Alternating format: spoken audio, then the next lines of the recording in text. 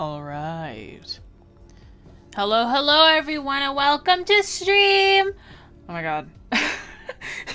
Y'all chatty today. What the heck? That's crazy. Hello, everybody. Oh no, I'm spoiling it. Hang on. Hello, everybody. Welcome to stream. How are you doing today? What's the energy? What's the vibe? How have we been doing? How are we doing today? Absolute Jessie. Now here's the deal. I don't really know what makes me absolute Jessie. I mean, I'm just about as tired as I normally am. So, like, hi, how are we doing? Knitting. Okay. Every time that I hear about knitting, every time I see somebody knit something, I'm like really impressed. And then I'm like, I should learn how to knit. And then I remember that I have a really short patience, and I'm like, never mind, I really shouldn't knit. That's why I sew instead. The most Jessie. All right. I dig it. I dig it. It's cold out, happy to be inside and warm. Let's go. So true. Currently working on school, writing an essay. Oh, good luck. I never minded writing essays. They never really like bothered me. I'm like, I actually liked writing essays a little bit. Browsing for references for the art challenge. Fun. Good luck. Good luck. Class went an hour over. My god. I can't imagine actually going overtime on class. I never go overtime. I'm like, when that bell strikes, I'm like, all right, bye. Everyone out of here.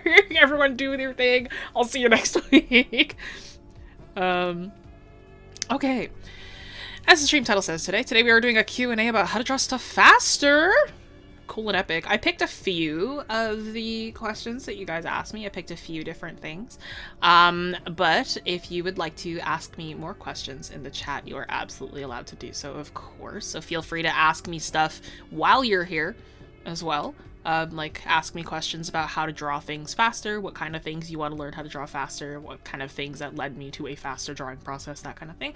Feel free to ask everything that's kind of within that sort of topic, and I will gladly talk about it. But I've picked about 6 today because I feel like we're going to be chatting between those questions as well.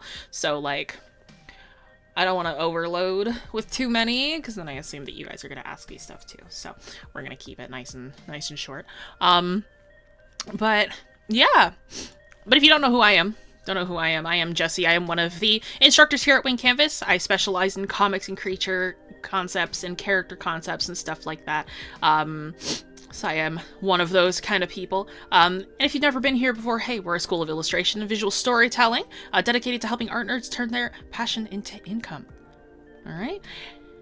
And we have a couple hours together. And I've decided to skip the art submissions because we are right between February and January. So tomorrow you guys will be getting brand new stuff. And if you'd like to join the Discord and have a chance to submit for your art submissions for the monthly themes to be featured at the beginning of streams, then feel free to do so. But yes, I chose to skip today because we're doing a Q&A. So there was already a bunch of submitted stuff regardless. There was no poll for what you wanted me to draw because I'm choosing to do whatever the heck I want. I'm sorry. If I am like, if it is a Q&A, I'm like, I want to be able to draw something mindless so I can talk at the same time a lot better. So you guys do not get to choose. Sorry. You guys get to watch me draw D&D characters. Because what else would I draw? Really? Okay. First question, though, that we had here. I'm going to put them up at the top screen so you can also see who they're from. So you can see who answered this one. This is from Angeloki in the Discord. There's going to be a mix of Discord questions and a mix of YouTube questions and whatnot. But this one is, how do I line art faster? See some artists be able to get such clean, accurate lines while also being able to draw them fast. I spend a majority of the time just to line everything, especially for more complicated illustrations. Coloring and rendering is just done like that. And then also asking about animation. I'm sorry, I'm not an animator. I can't help you there. But in terms of like lining, I'm not going to be drawing my own character to start off. I'm drawing my partner's character because I really like drawing Takan. But in terms of like lining, the biggest thing to like line faster is to get it right on the first try and to move fast. Right? A really big problem with people who line is like people who are nervous about lining and people who are like really perfectionist-esque is that they go really, really slow. And the big problem with that is that A, you're getting rid of your gesture. You're getting rid of your gesture and your movement, and B, you're just wasting time by moving really, really slow. Right? So it is a lot better for you to move really, really fast. And, like, getting it right on the first try, right, is, like, a really big factor as well. You know? Like, actively... What do you call it? Like, actively, like, being more confident with the lines that you put down is really, really important. You know? Because, like, again, like, the slower you go, the more handshake you're gonna build up, the longer it's gonna take you because you're gonna be more unsure, right? Even if you make a mistake with your lines, who cares, man? Like, like, we're gonna, like, be... What do you call it? Like, you're an artist, right? If you make a mistake, make it not a mistake, you know?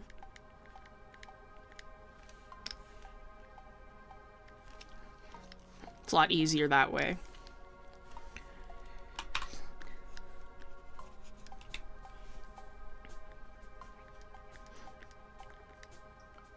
It is much easier to not worry about perfection quite as much.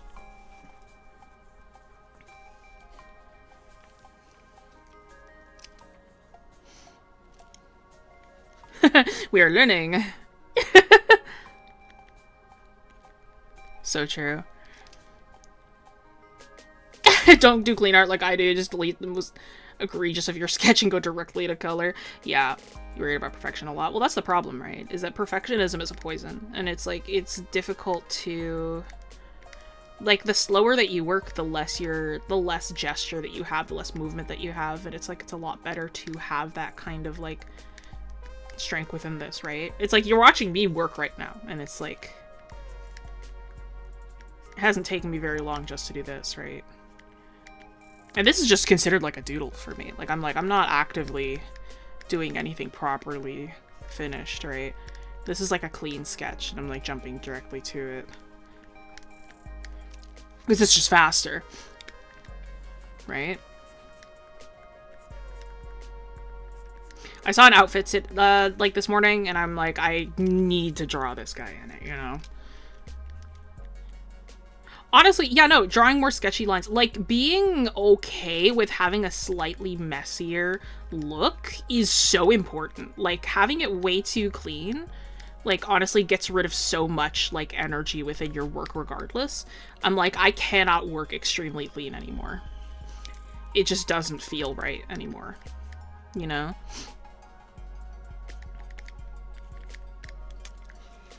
Dipping lines a few hours for a few days. I got super unmotivated. Yeah. Or drawing lines. Yeah, no. I mean, like, I love doing messier line art. I love doing messier, like, stuff like this, right?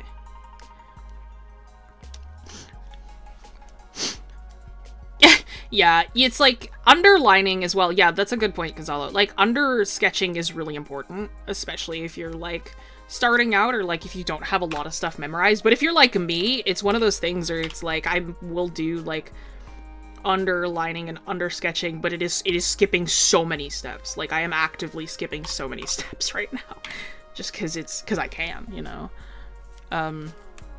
Yes, absolutely. Messier looks more human in this day and age. 1000%. It's you're keeping up your humanity by messing up a little bit more, you know. Like, don't be afraid to be a little messy. It's just easier that way, too. You know? Ugh. Sucks, man. All sucks. Yeah! Gotta beat the AI slop allegations, so true.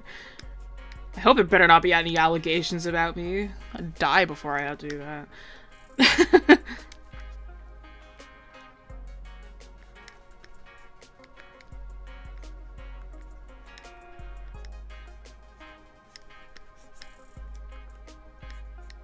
It's lame, it's boring, it's no fun.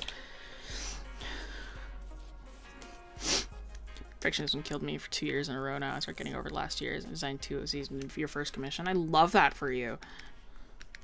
Yeah, perfectionism is just one of those things that it's like, it really kills workflow. It kills your speed. It kills so much artwork.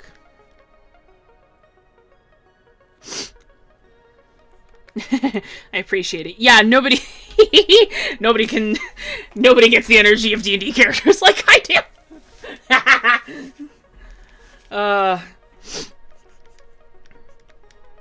You know that meme that's like could a depressed person do this? It's like that. But like, could AI do this? Draws the same D&D characters 5 bajillion times.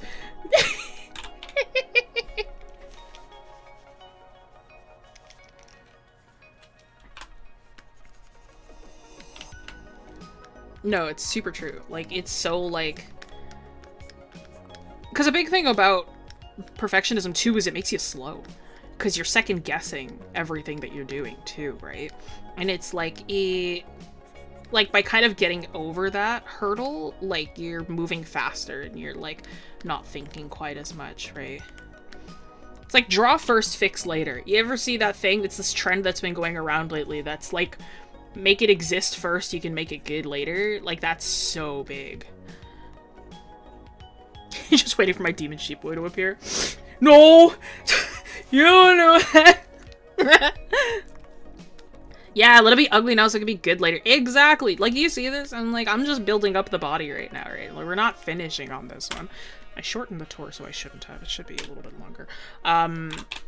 Right, it's like that. It's like you can correct afterwards. Like, there's nothing wrong with corrections and stuff, but it's like letting yourself, like, dwell on it. It's like, just make it exist first, man. That's also a part of speed, is like, just make it exist first, man. If you're, like, way too worried. I saw somebody, I didn't include it in the questions, but I saw somebody ask at one point that was like, how do you get over the hurdle? It was on YouTube. They asked, like, how do you get over the hurdle of just, like, looking at a blank page? And I'm like, just make it exist. That's the problem, is that you're thinking too hard on it, really.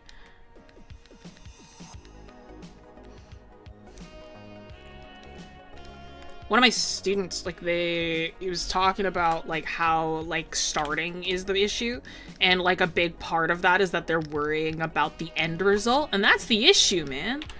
You're psyching yourself out before you can even start, and it's like, who cares, bro? Every artwork has an ugly stage, and if you don't let it have an ugly stage, then you won't let it have a stage at all. Right? Just gotta go. Yeah, the Make It Exist trend. Shen comic, I remember saying something like, if you're worried about making something bad, just make it. Draw absolute garbage. Yeah! That's how I go it. Hey, Curb, by the way. Have you done your homework? I'm kidding. I'm not gonna call you out like that. Yeah, make it exist first, bro. Who cares?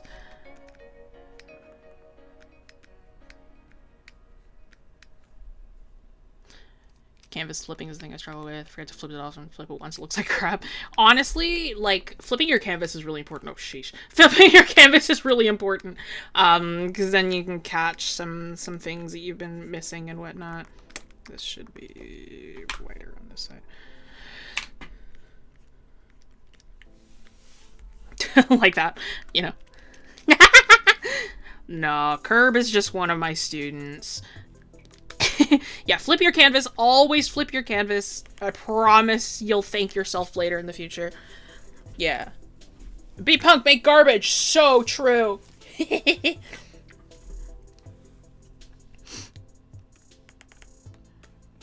Yeah, capitalism tells you you're only good if your work meets their standards. Time to tear it down. So true. How do you think of things to draw? I let my self-indulgence control me.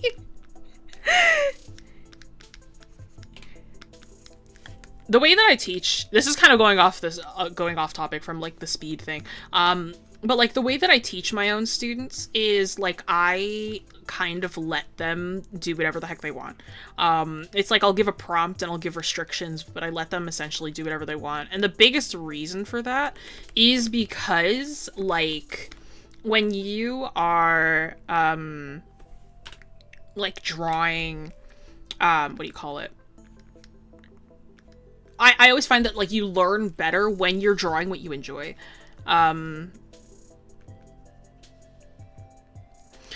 And, like, cause, like, especially growing up, I'm, like, I am mostly self-taught, right? Like, I'm, like, 90% self-taught. Like, I've been to art university, but I didn't really learn too much from that. And, like, I am kind of just, like, you know, other than that, I'm like, I learned by observation, I learned from that kind of thing, right? But you know what, really, every single time that I would get really, really good for a short period of time, or every single time I would have a spike of getting better, was when I had a new hyperfixation, okay? Whenever I had a new thing that I was like, I'm so into this, I'm so into that, I need to draw fan art of this, I need to draw 5 bajillion things of this. Sometimes it was fan art, sometimes it was a new character that I made, sometimes it was a new plot line I was thinking of, or whatever, right? Just anything that I was super into at the time, it forced me to become better, right? And, like, honestly, it's like that like, thing as well, is like, be cringe, be free, right? It's like, just draw the things that you enjoy, man.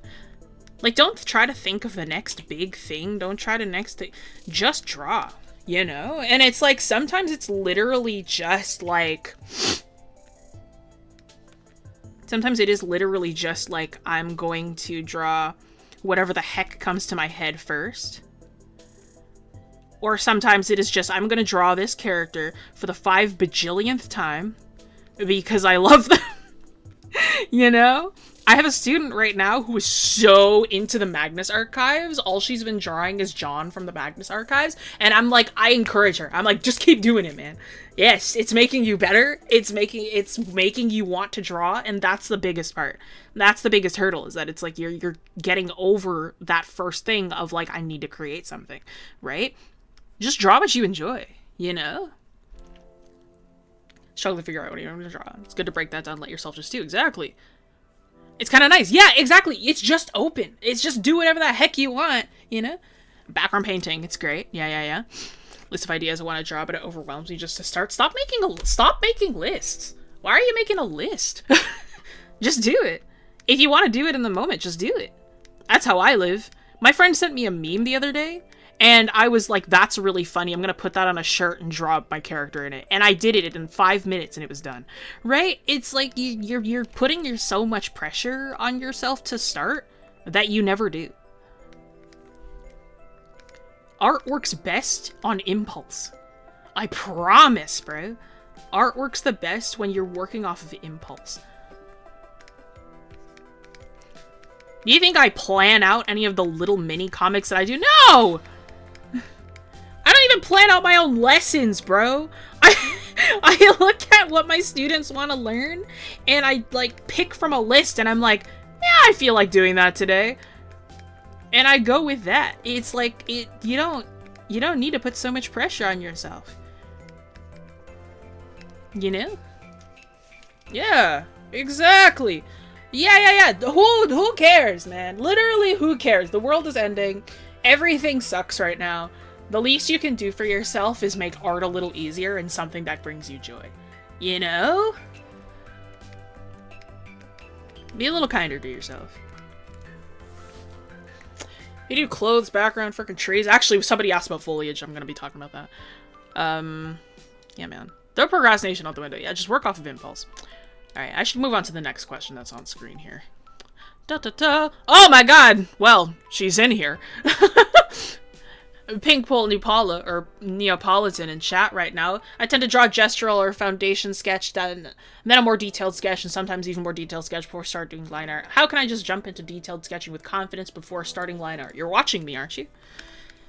A really big thing with, like, just detailed sketching and, like, having a sketch that you can work off of really quickly is, like, don't work, like, if you're kind of watching me work right now, it's, like, you kind of start with, like, yeah, planet is burning, might as well draw.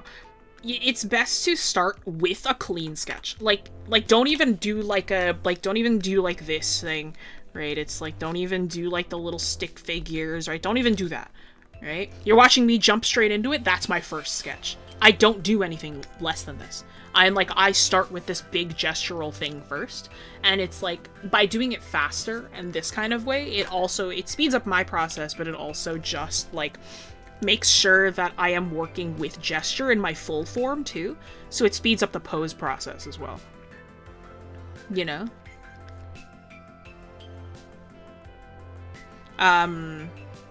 Like, if you need the little stick figures and stuff, that's cool. Like, go with that as well. But it's like, you're kind of watching me, like, build up structure immediately, right? And you're kind of watching me do that to start, too. And it's like, that's just how I work, and it's how I've always worked. I don't really do multiple sketch passes. I don't really do anything like that. Like, I'll show you, right? It's like, you want to see what my comic sketches look like?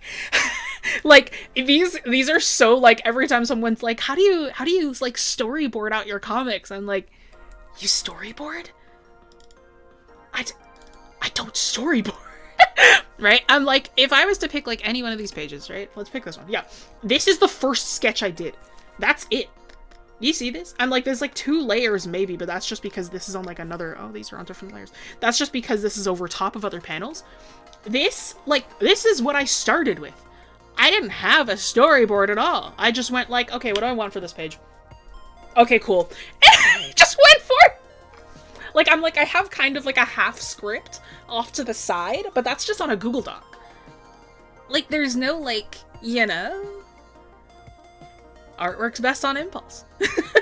You know? Structure is important, but keep your gesture in. Without it, you lose the flow. Exactly. It's like, you gotta kind of just keep going. So it's like, I just jump straight from a first sketch to a line art.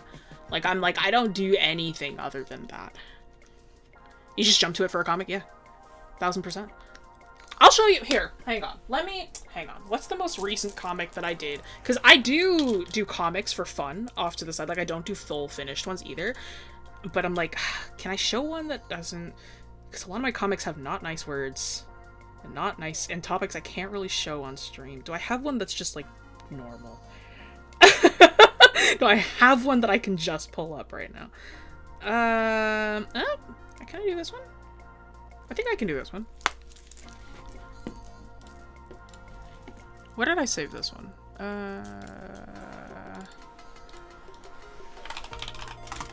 There it is. Yeah. So like this, right? If I was to pull up the actual file for this one, right? There's 2 layers. 2. That's it. Right? I'm like, I kind of just go straight ahead with my comics, right? It's just like, there's like 1 or 2 layers, maybe. I'm like, these are like my sketched comics, so these are the ones that are not like super done. Like, I'm like, they're clean enough where you can read it, they're clean enough where you can see all the people, you can see the gesture, you can see the poses and whatnot, right? This is 2 layers. I have 1 layer for my boxes, so when I erase, I don't have to interact with them, and then I have 1 layer for everything else. Right? I'm like, I don't care enough. It's literally just like not overthinking those like steps. It's like, you know, it's 1 layer for everything else. Yeah. Here, I'm pretty sure it was just 1 layer for everything else. Let's grab it. This one's just called Grocery Run, right? Yep. Check that out. Check that crazy layer list, huh? Yeah. You see that? This is the background that comes with every file, but these are the only... Yep, you see? So I only had 1 layer for all my boxes, 1 for all my drawing. That's literally it, right? And it's like that kind of thing. Like, this is... No, not even. I'm like, I refuse. And it's like the... And again, like, working with less layers, too, it's also a lot faster. Like, because then you're not sifting through a bunch of layers all the time. You're just, like, you're going straight ahead with it. And it's, like, again, it's that kind of general confidence of being like, oh, I know where things are meant to go. I know where, like, I should be placing things. I know where, like, I'm meant to be. Cricket should be shorter than this. They're actually more, like, down. Ugh. They're more, like, here. Yeah. They're a lot shorter than Takane is. They're so short, bro. But no, yeah, it's like that immediate just kind of like jump to it, right? It's like, again, it's like I'm not overthinking. I'm not like merging layers is a good way too.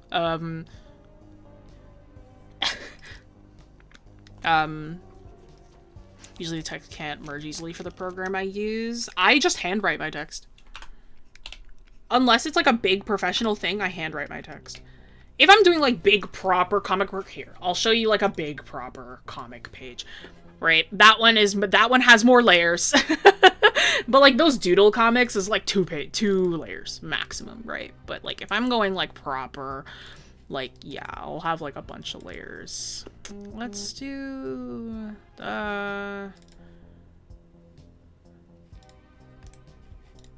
page 0. Yeah. So like this one, like something like this, right? You've got a lot more text, right? You can see I have more layers off to the side here. So I have one layer for like all my actual text. I've got one for specific bubbles. I've got one folder for like illustrations of characters that like go on top of boxes. And then I have one for underneath boxes. I have one for bubbles that go underneath characters. And then one full folder for all my background color and stuff, right? So this has more layers, right? This one's... It is Corn grown up. He's about 26 in this one. But yeah, that's a good hand. No, this isn't handwriting. No, this is typed. This is typed out. This is typed out. I did not handwrite this one. But yeah, it's like this kind of thing. But even still, I'm like if I got rid of all this, let's just turn all this off, right? This was my sketch. I had a margin for my boxes. I had margin for this, and then I had, like, I know I had another layer for my actual box, but I can't remember where it is. Opacities. Oh, this needs to be a little larger opacities, right? But yeah, this was my sketch. Like, that's it. Again, one layer. Corn grew up. Corn's been grown up. That campaign finished half a year ago. But yeah, this was my sketch, right? One layer. You know, my handwriting is not that clean. Don't give me that credit. But right, it was like I just put a very rough idea of where my bubbles were. It's like I kind of put down the character. There was another layer for yeah, there was a layer for my boxes. I guess I just like kept the same one. I don't remember. It's been forever, but right. And it's like this was my sketch. That was it, right? And then I just cleaned it all up, and that was where it all went. Right? That initial sketch should not take you very long. Like, if you are spending a bajillion years on your initial sketch, then you're working way too slow. Like, you should be working a lot faster with your sketches, realistically.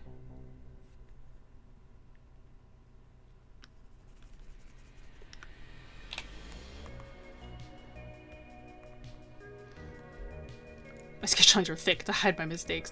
No, because that's the problem too, is that, like, you shouldn't be sketching too large either. Like, here's the thing, you're kind of watching me sketch right now, right? And it's like you're kind of seeing how, like, I kind of do everything maybe 1 or 2 passes. The messier that you make your sketches as well, the harder it is for you to, what do you call it? The messier that you make your sketches, the harder it is for you to clean them up. Like, the harder it is for you to line, because, like, a big reason is, like, what do you call it? Like, a big thing with sketching is, like, you need to be able to, what do you call it? Help. Lord have mercy. Oh my god. A big thing of going from sketch to line art is, like, you need to be able to see what that final product is within your sketch, right? Because it's like when you go to line art and, like, you have the messiest sketch on earth, it's like you won't be able to see what that final lining product is, right? Yeah, choosing your lines. It's like you see kind of how it's like a single stroke for me is one of my sketch lines, right? I'm like, I'm not being too insane with it. I'm just kind of going straight ahead with a lot of these, right? And it's like being indecisive, even with your sketch, is a big thing. And that, like, takes a lot of line confidence, and it takes a lot of sketch confidence too, you know? Yeah, you gotta decide what line is the line. Yeah, that's a good way to put it. I'm actually gonna change this expression. I don't really like it as much.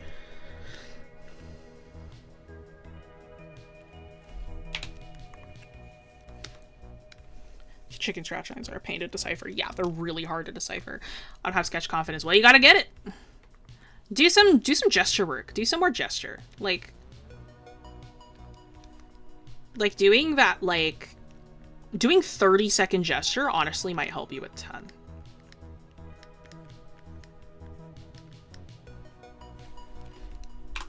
Yeah, sketch confidence. It's like you gotta really work instantly, you know?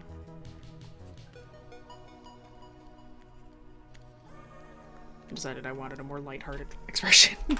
He looked too serious. I was like, no, he doesn't match Cricket. I'm like, I gotta fix that. It doesn't feel as good.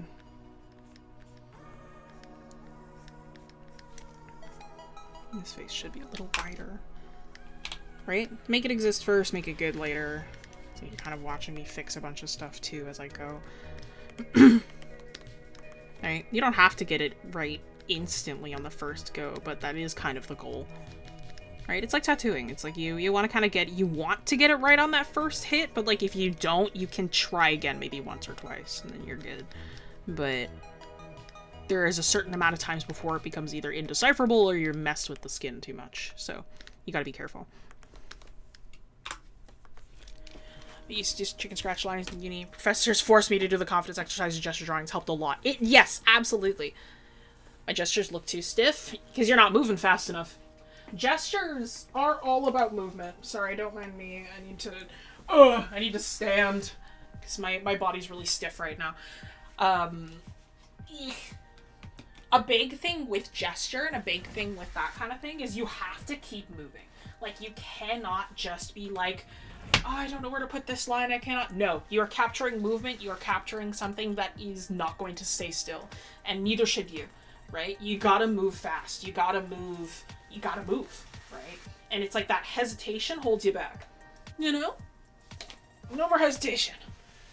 I am getting married. I got engaged to during New Year's. I was proposed to during New Year's. I said yes, I am getting married. Yeah, try not to overthink. You're kind of watching me just like, I'm just going off of pure instinct. Thank you.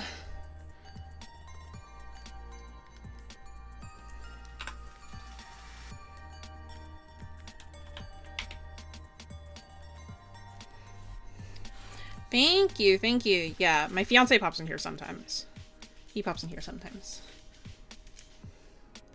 Thank you, everybody. Yeah, I got proposed to, like, directly on the 1st of New Year's, right as the clock struck 12. This is my fiance's character! What is the point of D&D if you can't romance your own partner, you know? What's the point? It's funny. Anywho, let's see. Two-step drawing style of messier sketch and a clean sketch. I choose my lines. Try to take only about 1 to 1.5 hours my sketch usually, because otherwise it'll be far too stiff. 1 to 1.5 hours is crazy. If I spend longer than an hour on a sketch, that must be a really complicated drawing. Otherwise, it's like, I don't spend that long on a sketch at all. Thank you, Joe. I am like, I refuse to spend a certain amount of time. It's called roleplay person. No, for sure.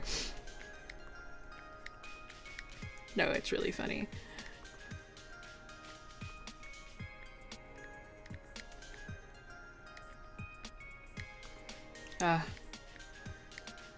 Yeah, no. I'm like, I refuse to spend more than like an hour. An hour is generous too. I'm like, I don't really spend that long on sketches. Yes, 3 hours on one, 5 to 6 on a sketch? Nah. You're taking way too long. Way too long. Way too long. Get more decisive. Dungeons & Dragons domestic bliss, so true. I'd explode if I go past 1 hour sketching me. Yeah. I can't, bro. Like, it's like, it's gotta be done within, like, a day for me, or else I'm, like, pissed off. Like, the full illustration has to be done within a day, or else I'm pissed off. Like, it is rare when I spend more than 1 day on something.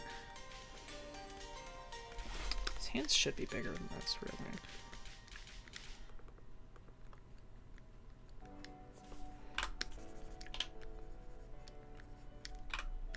This is way too thin.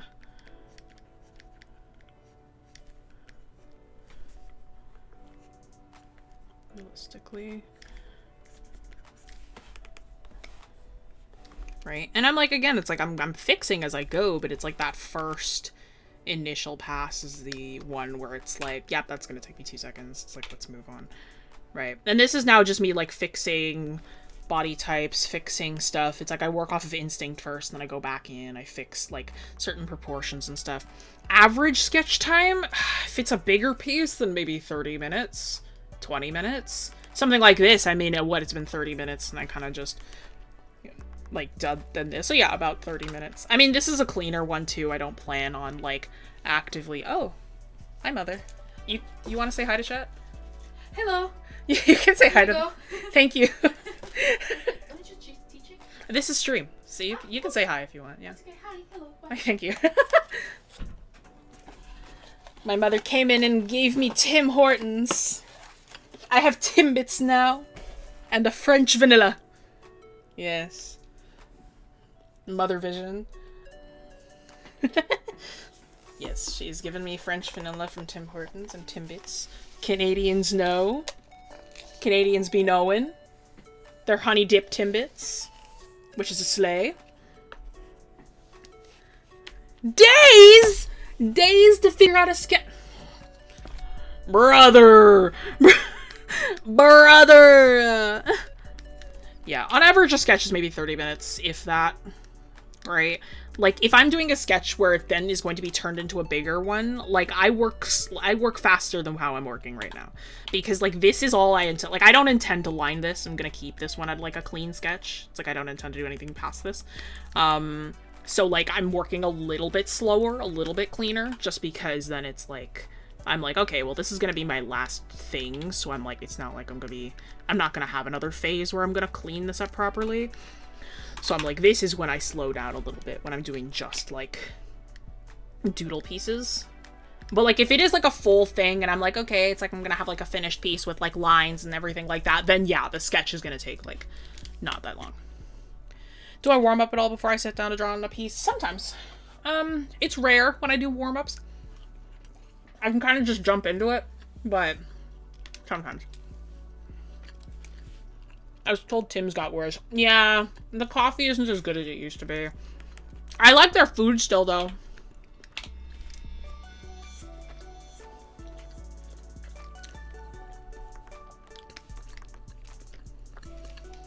"21 hours and you haven't even started coloring?" I saw what you were working on, too. That does not take 21 hours.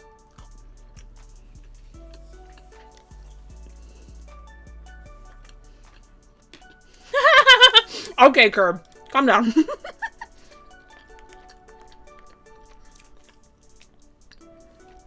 hours minimum, seriously. Guys. Okay. No, because you gotta... as well, honestly, like, I'm kind of giving y'all crap. Regardless, honestly, speed comes with time as well, right? I've been doing this for, like, over 2 decades, okay? I love drawing characters. I love doing this kind of thing. And it's like, I have learned how to be better at this over the years, right? And it's like, realistically, like, I am really fast because I've been doing this for so long, too, right? And it's like, there are lots of strategies and lots of things, like, the things that I'm telling you are true, and they are things that I learned over the years as well, right? I'm like, this speed did not come from the ether, this speed came from practice. You know?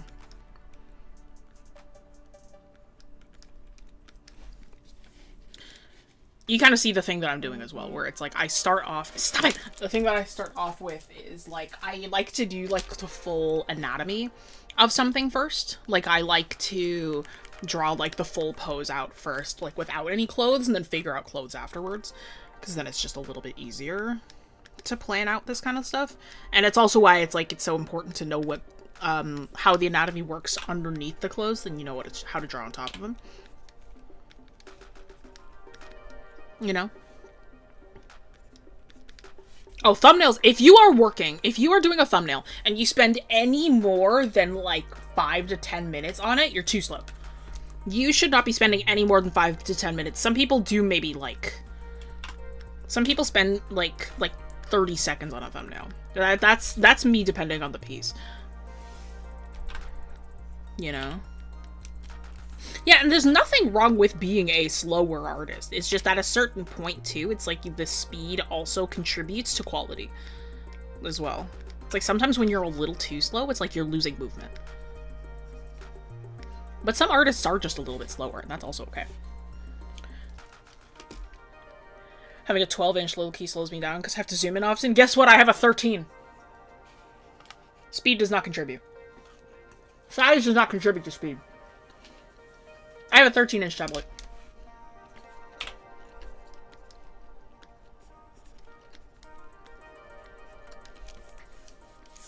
"30 minutes to an hour on a thumbnail." Girl! Come on now.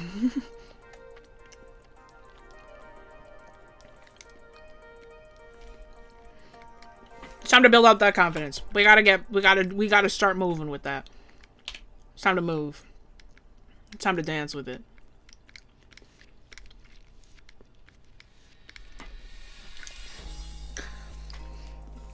I have a question. Usually I have trouble coming up with a pose that I want to draw. How do I get ideas faster? References. No joke. References and go outside. Speed also influenced by how large your visual library is? Yes, absolutely. The more that you have memorized, the more knowledge that you have, the less you have to look up references and the less you have to... less you gotta reference off to the side. I always work a little bit slower when I don't know how to draw something. And that's just, like, how it is, too. Like, if you're drawing something for the first time, it's like you're testing it out, right? I draw these two so freaking fast because I'm high-key obsessed with them. And I draw them daily. Okay? This is my hyperfixation, alright? You're watching my hyperfixation at work right now. For real. I'm not even hiding it. I'm like, not even low-key. I'm like, high-key. Like,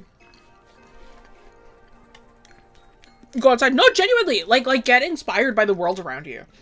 For real.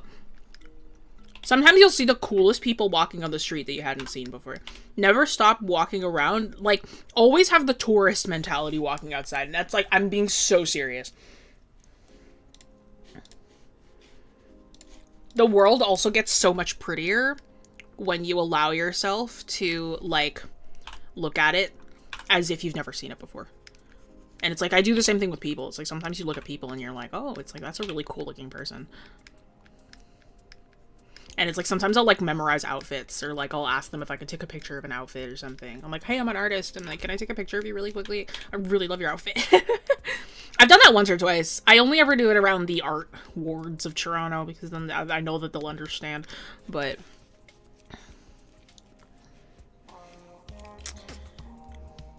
If you gave you a completely different character, it would take longer? Yes, absolutely. Thank you, Joe, for the 10. I appreciate you, as always.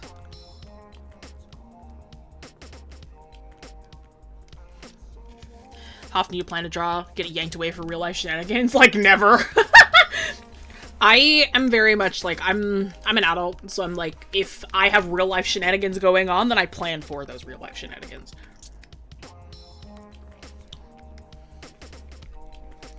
I like pictures of clothing store mannequins. Real! I do that too.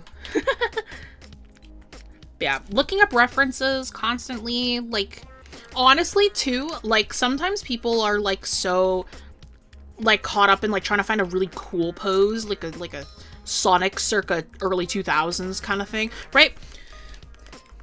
Some of my favorite poses ever are the most mundane poses you'll ever see in your life. Like, I remember once I took, like, a sneaky picture of somebody who was sitting in the most mundane way ever, but it was just such a natural sitting pose that I was like, I need to have this in my library. And, like, I love the way that this pose looks right now. It's just, like, a natural, like, the way that the body fell is just, like, this is just how the body looks. And I'm like, it was very inspiring. You know? You don't always have to plan for extra super crazy cool poses either. Sometimes it's just a pose. You know? Yeah.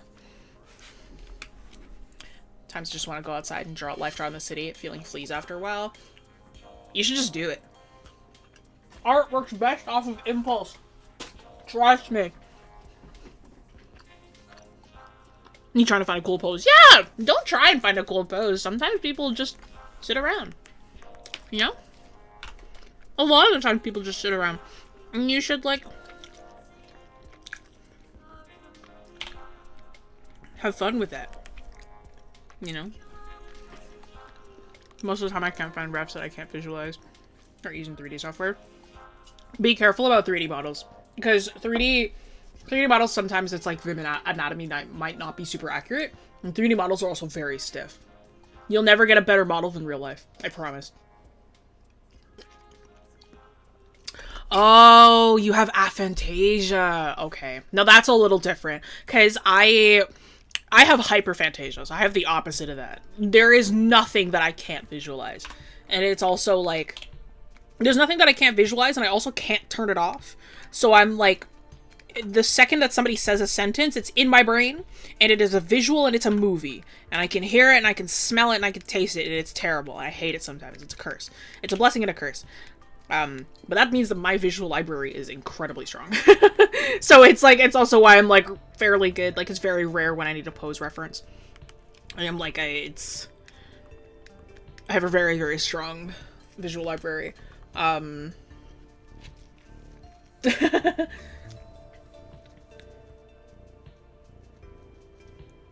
Whoa, rotating Applebee Panya. Yep, and it's rotating now.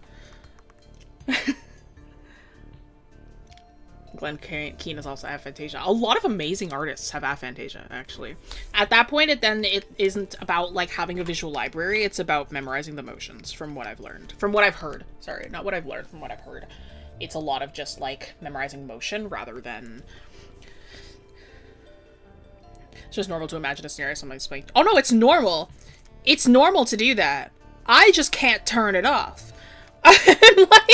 like, I can't, like, it's like a second movie is, like, playing to me at all times. Yeah, colorblind as well. One of my close friends is also colorblind. He's also a colorblind artist. Yeah.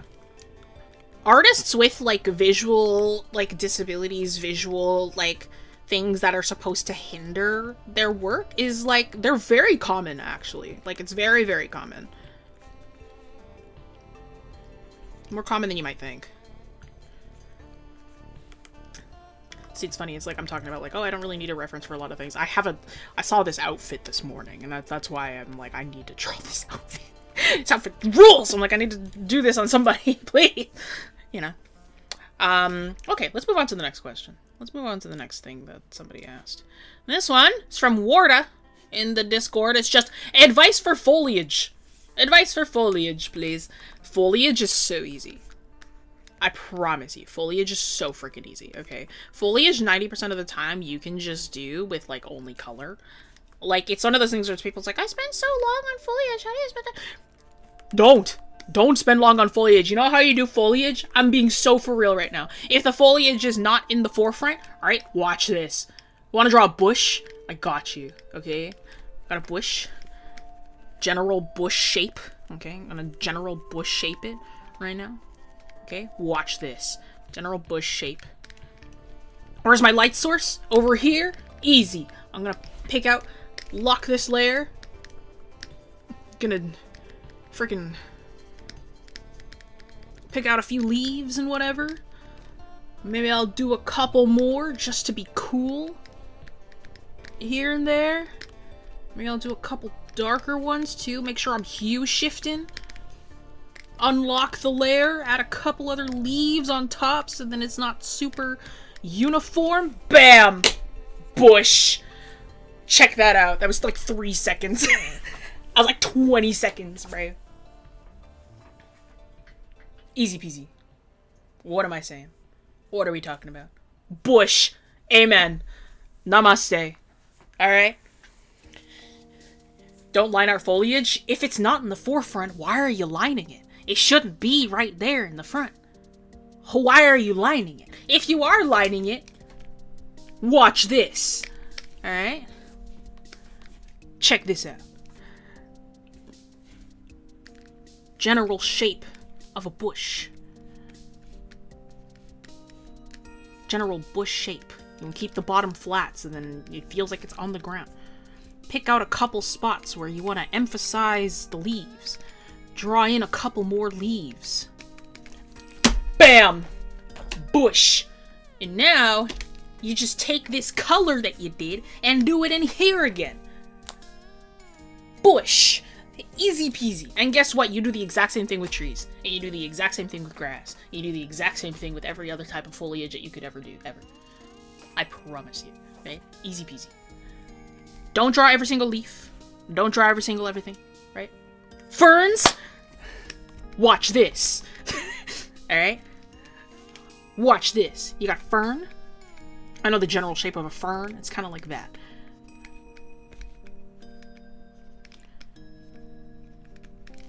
Right? And then you get that general shape in there.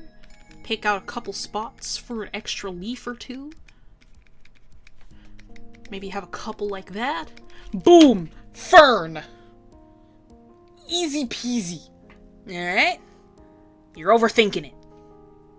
Check that out. Huh?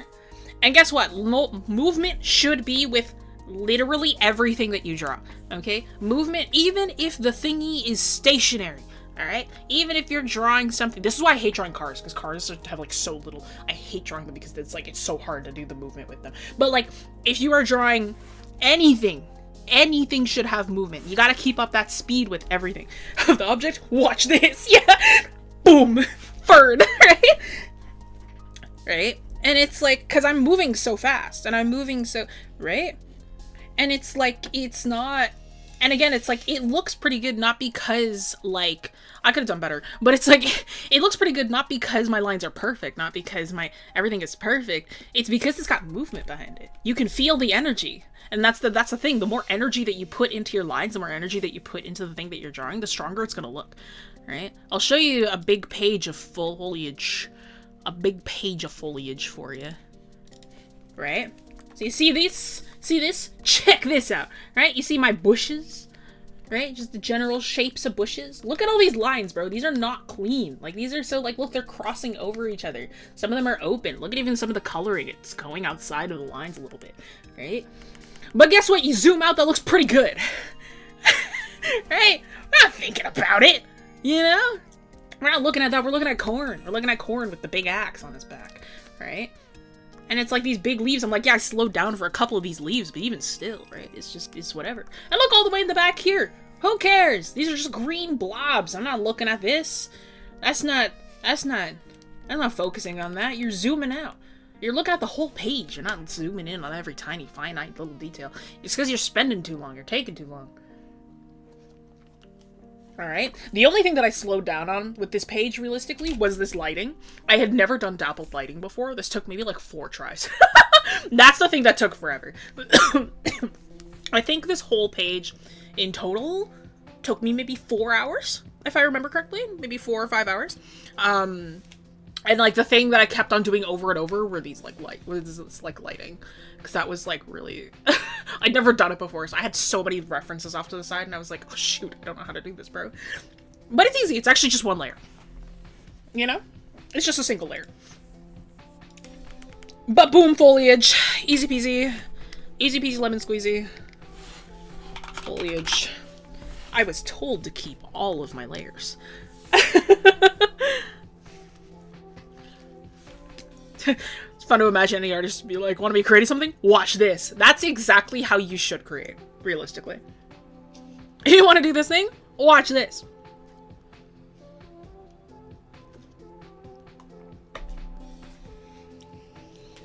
Ugh. Hoodies and like clothing, how I draw those faster, just in general. Clothing is actually fun because it is very much like you are... I actually like to compare clothing to water.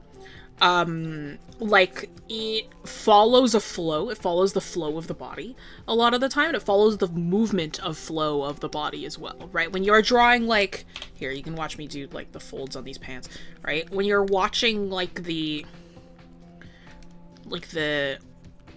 clothing folds like fall, when you're watching like fabric fall, it's like you're finding where it'll gather, you're finding where it'll like fall onto, right? Same thing with pants. It's like you ask, it's like, how do I do it with hoodies? It's the same with every article of clothing, right? Depending on the type of fabric and depending on like its weighting and depending on its texture and everything like that, that'll change how each thing behaves. But at the very least, it's like all fabric kind of falls in a specific way, right? And like how you handle that, it's like thing to thing. Hoodie specifically, it is a lot of like gathering around the neck, and then like depending on the size of the hoodie, like if it's fitted, then you're gonna have like more fitted like folds within the arms, or if it's like loose, then you're gonna have more gathering at the like the handcuffs and stuff like that, right? But it's like, if anything, like the way that you do it faster is you just think less. Which, like, again, it's like, it sucks to hear it again. It's like, oh, it's like you're saying that I'm overthinking again. And it's like, because you are. Everybody is. Everybody's overthinking it, right? I love doing weird folds as well. It's like, I find that I like doing really kind of out there, like, very streaky sort of folds. I think it just feels a little bit nicer. I'll make big pieces of art just because I'm petty and my friend is a rage baiter. It makes me actually work real. Yeah, think less. Think less. Sometimes it helps to think less. And it's like, I always find too, it's like being able to enter that kind of like flow state helps so much. I painted a portrait recently, because I hadn't digitally painted in a really long time. I painted a digital portrait of this guy. And like, I was talking about like just my day to my friends. And like, when I was done talking after like 30 minutes, I like took a step back and I was like, how'd I do that? And one of my friends was like, are you using a reference? I was like, no, that's just off the dome. And he's like, that's really good. I'm like, I know it's really good. How'd I do that? Right? And sometimes flow state is like, it helps like a ton, you know? I realized I forgot his other hand here. I was gonna put it in a pocket, but then I realized that there's no pocket here, so it's just gonna be at his side now. Oh, I can show you the portrait. Let me grab that. Yeah, overworking is a really big thing too. It's like over rendering, overdoing a piece is huge. Yeah, let me grab that one. What folder is this in? It's in this one. Yeah, this one. This. I was sitting there and I'm like, this is maybe 30 minutes. I was like, I kind of sat there, start to finish is 30 minutes. And I was like, I'm like talking and I'm just like painting and whatever. I'm going back and forth. The brush that I'm using is like a chalk brush. I used like 2 brushes. I used one that looks like this. It's like a chalk brush like that. And then I use my pencil that I'm working with right now. It's like a mix of the two, right? Yeah, 30 minutes. And I was like, I was sitting there and like, again, when I was done, my friends were like, how'd you do that? I was like, I don't know, how'd I do that? Right? I've been doing a few portraits. I have a couple more to do. Yeah, 30 minutes. This one, I believe, crickets took me more like 45. If I remember correctly, because I was still kind of figuring it out. If I was to redo this, then like I would have softened up the jawline a little bit more, I think. It's like it feels a little bit too harsh around there. It's like there's too much of a separation right here. It feels a little bit stuck on, but that's okay. It is what it is. This one slaps. This one's really good. And like, I like the way that the facial rendering right here, this part of the jaw right here, looks really freaking good. I was like, it's like I stepped back and I was like, whoa, this one's great actually. How many layers? Oh, you're gonna hate me. I started with 2 and then I merged them together and I painted it on 1. Like that neck. The neck was pretty good too, yeah. I like the way that the jaw, the cheekbone ended up looking. That was really good. That's how I always paint though, is like I have like maybe like 2-3 layers to start, and then I put them all in a folder and I copy the folder and I merge it and then I paint all on 1. Like that's tends to be how I work off of painting most of the time. Like that's just like a me thing. I mean, yeah, I know several people who do it that way though. It's a very traditional artist's way of painting, because I grew up as a traditional artist. It's the only way I know how to do it, realistically. I'm not a digital painter that uses a bajillion layers. I'm like, I will stick to like 1 or 2. I'm like, that's all I'll do, realistically. You know? See, this doesn't feel right either. Again, it's like I'm slowing down, so I'm like, this doesn't feel right. I'm like, there's something here that's missing. Oop, no. Oh, I started drawing the hand and I didn't. I didn't finish it. I got distracted. 130 layers! Yeah, on a phone is crazy, too. How is your phone okay? That's nuts. I couldn't do that. I'm like, I don't think I've ever broken the hundreds with layers before. Like, I don't think I've ever done that. I also name all my layers. It's not like I'm keeping track of, like, the actual layer number, too. But it's like, it's also like the more layers that you have, the larger your file size is. So, like, usually you want to reserve layers as well, because it's like the more that you use, the heavier the file is going to be. So it's like, if you have like a really bad computer, if you have a computer that's really old, it doesn't work very well, use less layers. Like, trust me, it'll make your program work better.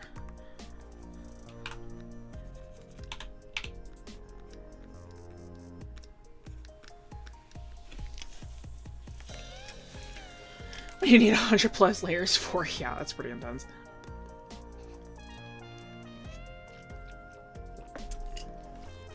Okay.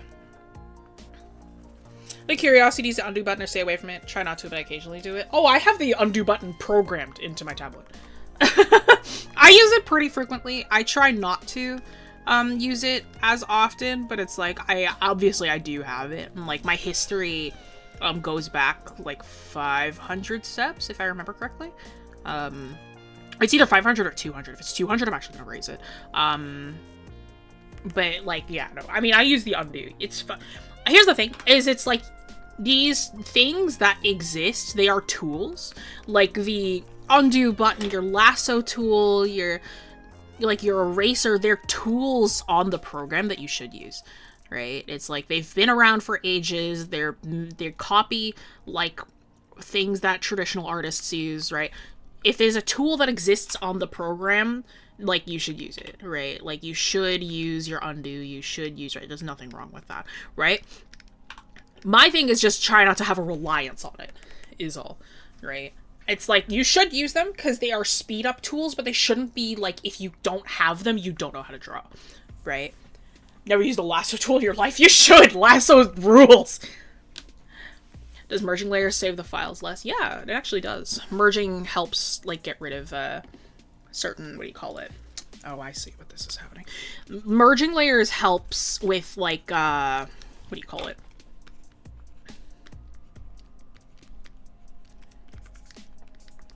With, like, saving file space as well. See, that's better. See, I'm, like, the faster I move, the more movement this kind of has. It feels a little bit better. It's like, try to be less, like, decisive, more work off of flow. It's like, it just feels a little bit nicer. It's got more movement in there.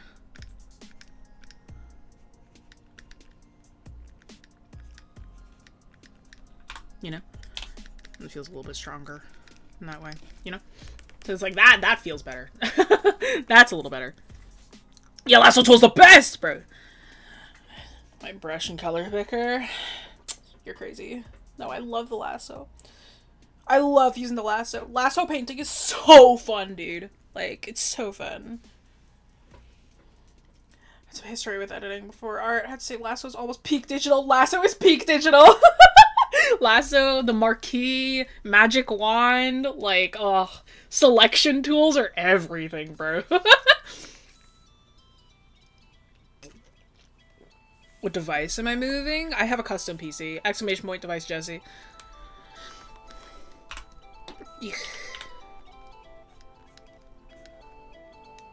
How do you lasso paint? I'll show you. So, lasso painting is a really, really fast... Oh, color picker is everything as well. Lasso painting is really, really fast. It is a... Here, I'll show you. Magic wand selects everything in a specific area. So it's like if the area is like closed in, then I can like select very specific points, right? It helps a lot when you have like more closed line art. It's not great if you are a little bit more like me, you have super open line art, but like you can mess with it obviously. Where is this piece?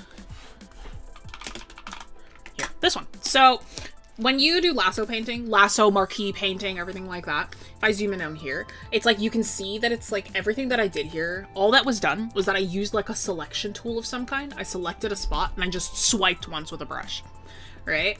And, like, you can do that with a bunch of different spots. It's like I did it with this whole fence. I was doing it with the floor here. I did it with these, like, rungs back here. It's Blade Runner, yeah. This, like, building back here as well is also, like, with a marquee. Yeah, Lasso is great. But yeah, and then you zoom out and you can't even tell, right? It's just, like, a little bit of all that, right? So it's, like selecting and then just swiping once or twice with, like, the lasso. It's, like, it's really fun. It's really, really fun. I really like doing it. I don't do it that often just because I'm not that great at it. I'm like, I want to practice it better. I want to practice it more just because I'm like, I find I am much better with just going straight ahead with painting. The marquee, yeah, that's this one. Or for some programs, they call it the shape select. But the marquee, it's like the square, the elliptical, right, lines, stuff like that. So it's these guys. They're called marquee tools. But yeah, some programs call it the shape select, depending on like what your program is. It's like some programs call it something else. Yeah, shape select. Like some programs call it the shape select, some people call it marquee. Marquee is the more traditional name for it. Green red is a good choice. I really love cyan and red. It's just it pops way more just because it's their what do you call it, complements? They're complements with light. So it's like they end up looking really freaking good. I love working with complementary colors. It's so nice. It feels so good.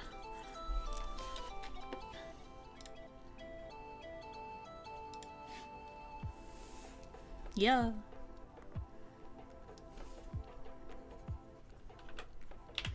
Okay, not to get, like, totally off topic for half a second. I've been, like... So, for those who don't know, I am currently studying to be a tattoo artist. I'm a tattoo apprentice, so I've been, like, going to apprenticeships weekly, going to my apprenticeship weekly, and I've been, like, learning how to use new tools and stuff. And I kind of suck right now, but it honestly feels really good to suck. Like, it's been a really long time since I've, like, sucked at art, and, like, it's honestly kind of refreshing for somebody to be like, oh, well, you could fix this. And, like, you could do this, and it's like, try to do this more, and I'm like, okay. Alright. Because it's been so long for me, like, giving crit and stuff that I'm like, it's been so long since I've seen my son lost to this monster. No, it's been so long since I have, like, actively kind of been bad at art, and it feels, like, really cool. Do you tattoo on a fake piece of fake flesh? I do. Yeah, I've got a lot of fake skin. But, like, a lot of my tattoo supplies just came in, like, for, like, a home studio kind of thing. And it's sitting behind me, and I can't construct it yet. And I'm just, like, waiting. I'm waiting for a stream to be done so I can be like, now I can build my cart! I can put things in it and stuff. How does it feel to draw lines with no undo? I did that for 14 years, so, and I still do it to this day. So, same as always. It is really tricky to have to get it in one go while working really slowly. Tattooing forces you to work slow. You have no choice. If you are tattooing, you have to go slow so it can pierce the skin properly. And it is like, it goes against everything that I know. Like, it is the most, like, awkward feeling to have to work really slow and stabilize my hand and stuff. It is the strangest feeling, tattooing, because it's like, it's going against everything that I'm teaching you right now. Like, I have to work slowly, I have to, like, be more careful, more intentional with where I put, like, everything, because it's like, not only is there no undo, there's no eraser, and, like, there's no chance at trying again. It's like, you try it once, and if it's wrong, then it's wrong, and you've made a mistake, and you can never undo it. It is like, illustration max difficulty. It's really tough. It's really fun, though. I'm having a lot of fun doing it. It's a really great time. What inspired me to be a tattoo artist? I wanted to try something. I'll be honest, I've been doing illustration for so long, it is literally the final medium I haven't done. I feel like I've done almost every single art, like, visual art there is, except for tattooing, and I'm like, I need to do it. So I'm like, I felt like it would probably be fun, so why not, right? tattooing a person's gonna be crazy when the canvas breathes, right? Isn't that gonna be crazy? It's gonna be awesome. I'm excited. My fiance really wants to be the first person I ever tattoo. He's got a bunch of tattoos, and he's like, I don't care. You have to tattoo me first. And I was like, okay. Okay, let's move on to the next question that I picked here. Next one, anything to do with perspective. Well, the perspective in hands is especially hard. Well, hands is just it's something else that any other object is. Realistically, right? Perspective is another thing. Like, perspective is another thing where it's like people like overthink it and stuff, but that's just because perspective sometimes is a little more exact. Over time, perspective is one of those things where it's like, yeah, you can get faster at it. Don't get faster immediately. If you find that you're like, if you struggle with perspective, don't focus on speed first. If you are already, like, pretty good with perspective, like, this is when you start to do this. But, like, I do not recommend doing this if you are just starting with perspective. Realistically, you should get good with visualizing perspective first and being able to do it the right way first before you start to do the speed up techniques, okay? So just keeping that in mind. When you want to do perspective faster, though, grids. Grids are your best friend, okay? Like, it's like, if you just kind of like etch in just like a grid, give yourself a ground of some kind, and you're like, oh, it's like I kind of want this person to be like standing here. I like to call this the scaffolding method. It's like you kind of build up a box of some kind that's like kind of follows the perspective, and that's all you need. This is very much an animator's technique. It's like grid to box kind of thing, and then work with really simple shapes. It's like getting this is the only time you'll ever see me do a sketch like this, is if I have like a perspective kind of going that's like this, and I'm like, I gotta figure out the pose and whatever. Then it's like I scaffold it, and it's like I have the ground, I scaffold it, and I call it a day. Took a whole class on perspective in grad school. I learned perspective in like a day back in like high school. It was like they gave us kind of like a couple days on like 1 to 2 to 3 point. And then in college they did perspective for 2 weeks. It was like one class and then the next class. It was like first class it was 1 point and 2 point, the next class was 3 point, and then we moved on right after that. But by that point I already knew how to do it, so I'm like, it wasn't hard. But like perspective as well, over time, once you get really good at it, you don't need this anymore. It's like, you don't need grids, you don't need anything like that. Like, you'll just kind of be able to jump into it. But yeah, realistically, it's like if you are struggling with perspective in some way, it's like the best thing that you can do is make yourself a grid of some kind. Make yourself a grid, kind of like, or like if you have like one object. What I like to do as well is like sometimes I start with one object. I'm like, let's say I want to draw like a tower. I'm like, if I start with this object and I'm like, okay, it's like we're doing like a top-down thing here, and I'm like, this is what the tower looks like. Everything else will be based around this tower. So let's say I want to draw another kind of tower going on here. Like, okay, I'm going to take the angle of this side, and I'm going to apply it to this tower too. And I'm like, okay. And then like maybe there's one right here. So then it's like I kind of take this angle. It's getting closer to us, so it's like we're going to really be looking top down on this guy. And then it's like maybe there's one behind here, so I'm going to take the angle of this side,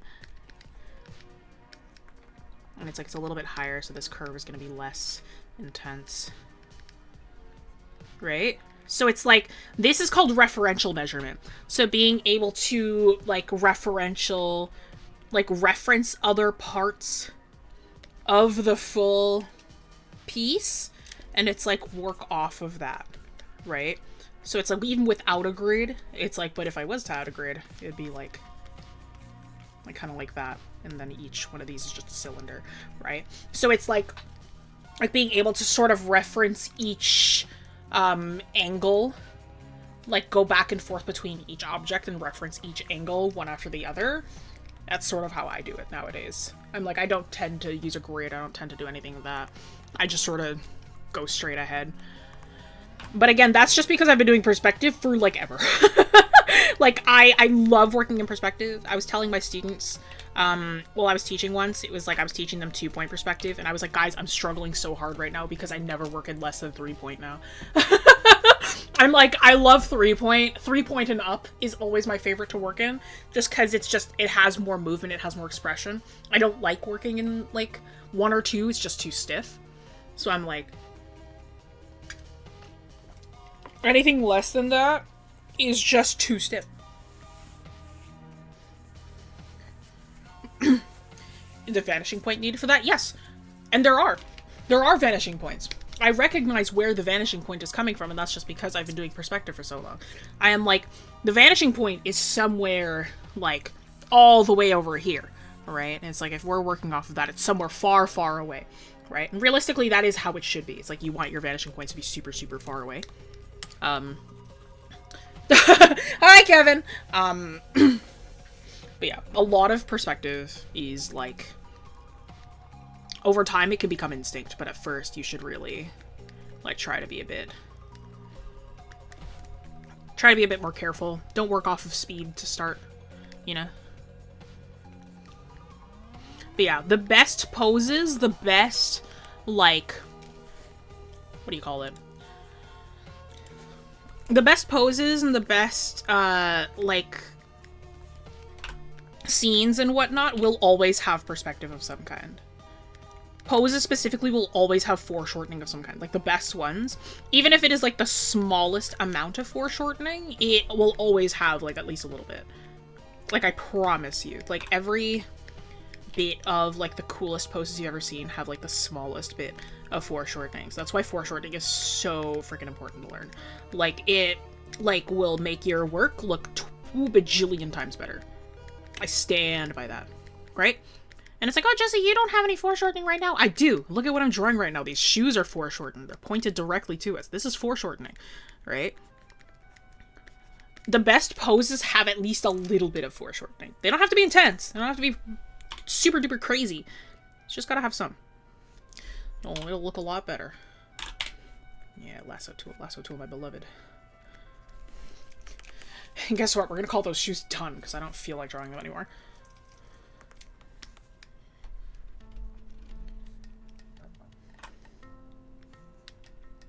Like how Cricket's leg is bending. Thank you.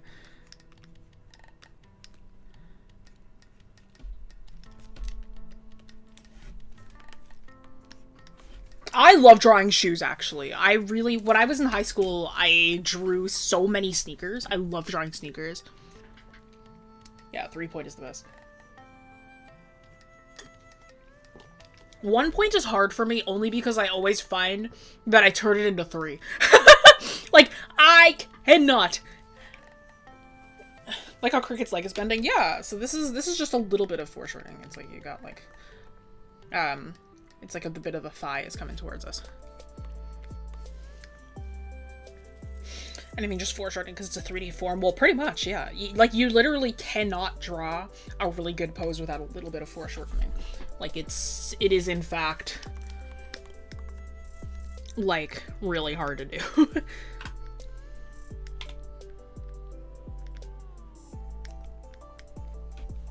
Hello.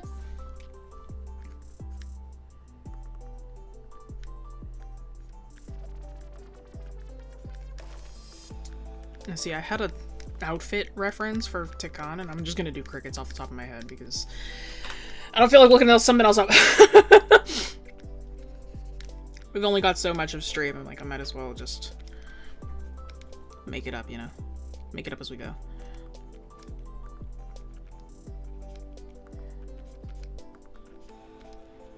I fashion. I have 2 closets. I know how to draw clothes. I can do this off the top of my head.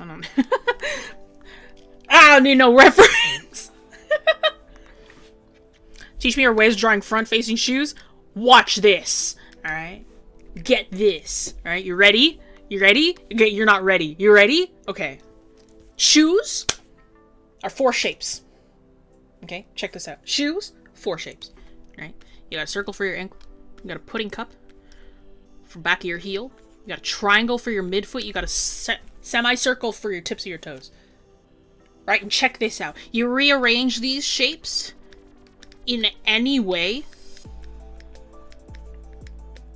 You rearrange them in any position where they're overlapping in some way. Watch this, alright? You use those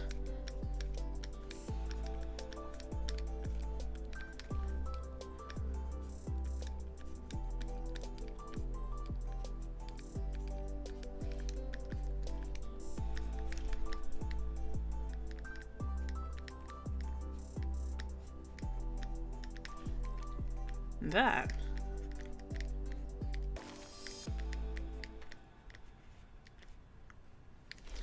That's a shoe, baby. Yeah, man. That's it. 3 shapes. Circle. Trapezoid. Triangle. Semicircle. Fire. Check that out, huh? That's it. Easy peasy. Presto! Yeah! Yippee! Choose! Easy peasy. Fire! Yeah, fire! Easy peasy. Lemon squeezy. It's just 3 shapes, yeah. It's just 3 or 4 shapes. And all my characters have pointed to choose life is hard. Well, you change that into a triangle, my G. That's it. Easy peasy. No problem. If I am the queen of anything, it's efficiency. You want something done fast? I can do it fast, bro. I'll figure out how to make it fast. Yeah, shoes are basically just extensions of the feet. Drawing actual feet is a little trickier, because feet I always find are harder than hands. I love drawing hands and feet, though. They're so fun. The way that my university professor taught it is the bottom of the foot is just a figure 8. You add some, like, toes onto that. I think that's it. And then, like, you can use that figure 8 shape to draw feet from that point forward. Like, it's something like that, is how he taught it. I've seen some people say that it's like cars. I saw one where it was like somebody did like the general car shape. And it's like you do that for all the toes and it does the same thing. It's very similar in that way. Yeah. It's weird, right? Yeah, no, it's like if you have this like boxy kind of shape for like the basis of the foot, and then each toe is another little car, the big toe being the biggest one, and then it's like you have these kind of car shapes for the rest of the toes. He's not the person who did this, they're not wrong. Like that's about correct. Like it's not incorrect. It's just not as smooth as the figure 8 is. This is more gestural, this is more structure based, but it's like it works the same realistically. I'm gonna put that on here too. I know, it's the most car you'll ever get out of me. Eh? You got cars in your socks? Well, you're moving, aren't you? You can take a class in drawing clothes and animals. I love drawing animals. It's a lot of fun for me. Another random side note, I love drawing Cricket's body type. Like I love drawing, okay, because every time that I would see people's like tieflings, right? I'm like, I always see skinny tieflings, okay? I'm bored, okay? I want different body types. I want different people are interesting because we are different shapes. We're different shapes and sizes and we're cool, you know? And I'm like I'm bored of seeing, you know, the same types of body types for your adventuring party. I'm like, come on! I'm like, let's have fun with it. Let's do something. Let's do something else. All right. So, Cricket's body type is really fun for me. I like drawing chubbier characters. It's just fun.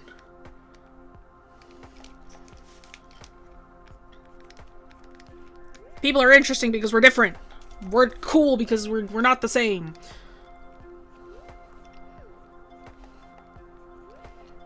I don't want to draw the same skinny anime boy over and over. Give me meat on my bones, bro. That's what I'm saying. All I do is draw people. I do not draw animals a lot growing up. I drew a lot of creatures. I drew a lot of people. The thing that I really didn't draw was, like, inorganic stuff. Like, growing up was, like, I didn't draw a lot of robots, I didn't draw cars, I didn't draw vehicles, nothing like that. Like, I just loved organic stuff. I've always loved creatures. I grew up watching Ben 10, so it's like, I'm sure you can tell where my love of critters came from.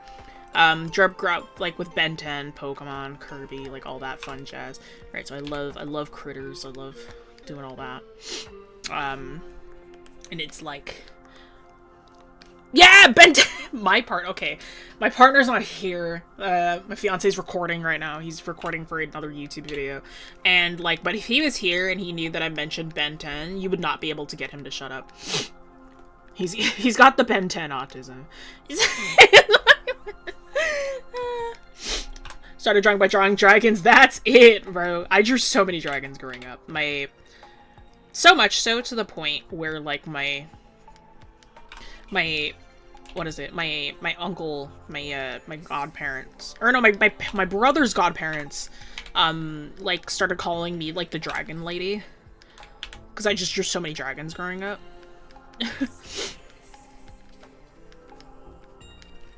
That was just my thing. I don't draw dragons as much anymore, but I do still love drawing them.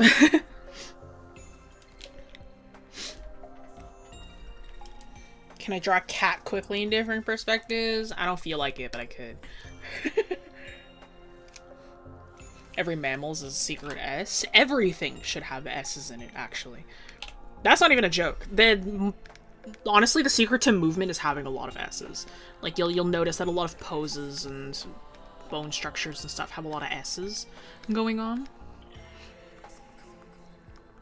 I don't know why I'm going for this kind of Y2K scene kid kind of outfit vibe going on right now. Neither of them, I don't draw either of them in this fashion style. I was just like, I don't know, I'm feeling like the over detailed kind of vibe right now. This shouldn't actually be visible.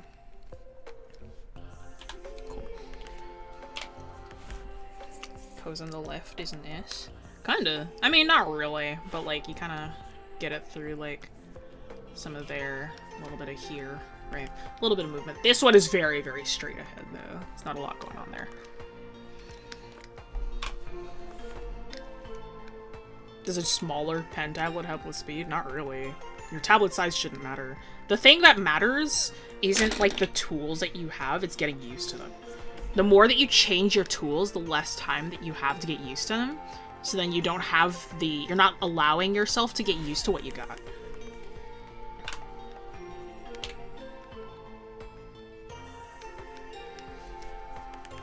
It's like, I like learning with less to start, because then it gets easier to build up my knowledge over time.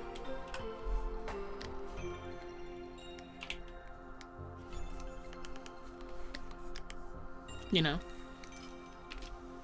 How do you draw multiple people interacting faster? Plan out the pose in your head first, and then build it up as you go. Yeah, hard.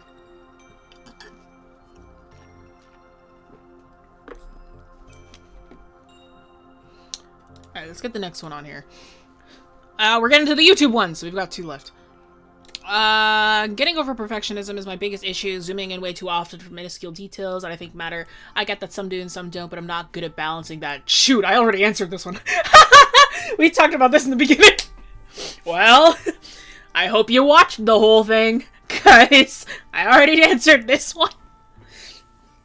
Perfectionism is a poison. Try not to spend too long on things, because the more that you hesitate, the more time you're spending on it. Like, the more that you hesitate, the more that you're waiting for something good to happen, and like, that's not chill. It's gonna take an extra amount of time. So like, just move. The more that you stay in one place, the less you're, you know, the more you're dwelling, and that's not cool.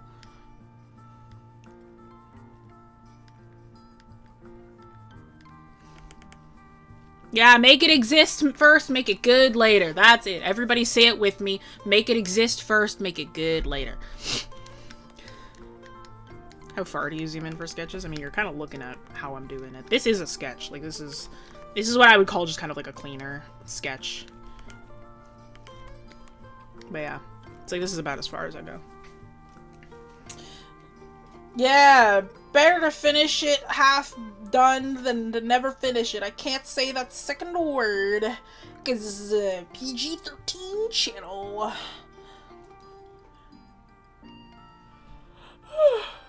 Yeah, speed is especially important when you have a deadline. That's very true. Listen, okay? I love my partner, I love my fiance to death, I love my friends to death, okay? My friends have the worst deadlines, alright?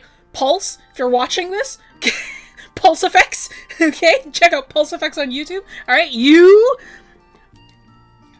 Thank you for commissioning me, you have my worst deadlines, okay? My friend Pulse, he has the record for asking for the shortest turnaround times. He's lucky I'm fast. Like, I remember once he asked me, he was like, Jess, please, my camera broke. I need a PNG tuber fast. And I was like, what do you mean you need a PNG tuber fast? He's like, in the next like 15 minutes we're recording right now. And I was like, oh my god. So I did it. I made him a PNG tuber in 15 minutes. Start to finish. I did it for him. I sent him over the files. He was like, thank you! And he uploaded it and he was done. Pulse has the record for asking for the shortest turnaround time ever. And guess what? I did it. Alright? Yeah, 15 minutes. It was a really simple one. Realistically, it's of his D&D character. But I had to go, too. Like, I had to go and get somebody. I had to go to, like, pick up my dad from the train station. Sorry, I'm standing right now because I need to give my body a rest. But, like, it genuinely... It's so funny. God. Pulse, you're lucky we're friends. Check out Pulse Effects on YouTube. If you want to watch Pokemon video essays, you can check out his stuff.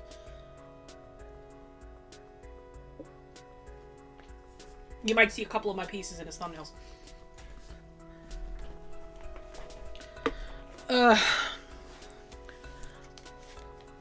Don't be like me with carpal tunnel. Yeah, don't be like me with degenerative discs.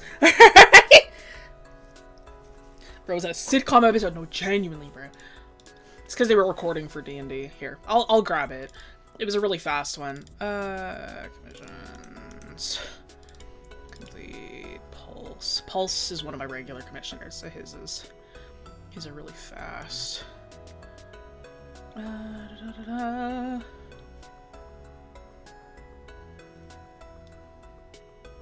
Where did I put this one? Did I do it in...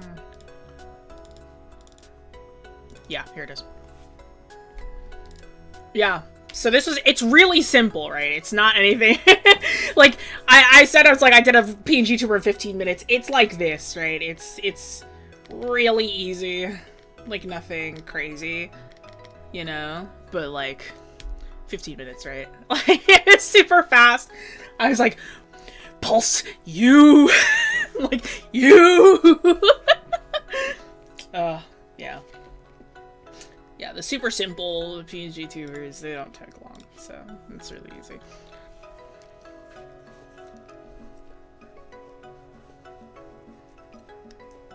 Ugh, that's hilarious. Still. You know what, let's get the... It's kind of cute. Yeah, no, it is pretty funny. I've done a couple PNG tubers for my partner as well. Like, he's asked for a few. I've done a bunch of different ones for him when he didn't want to have his camera on while he was streaming. But yeah, here. Let's do the last question now, so then we can just kind of spend the rest of stream. You guys continue to ask me questions and stuff. We can get through these last two here. Because I did the perfectionism one. Sorry. I find myself spending far too much time on elemental effects, so I picked this one. For a single lightning strike, I end up spending close to half an hour trying to create a natural, erratic look. Is there any tip or rule that lightning follows to expedite the drawing process? Well, really, how I tend to do lightning, alright? Lightning is the same as glass cracking, trust me, right? Lightning and, like, glass cracks and, like, stuff like that, like that, all the same, right? All exactly the same.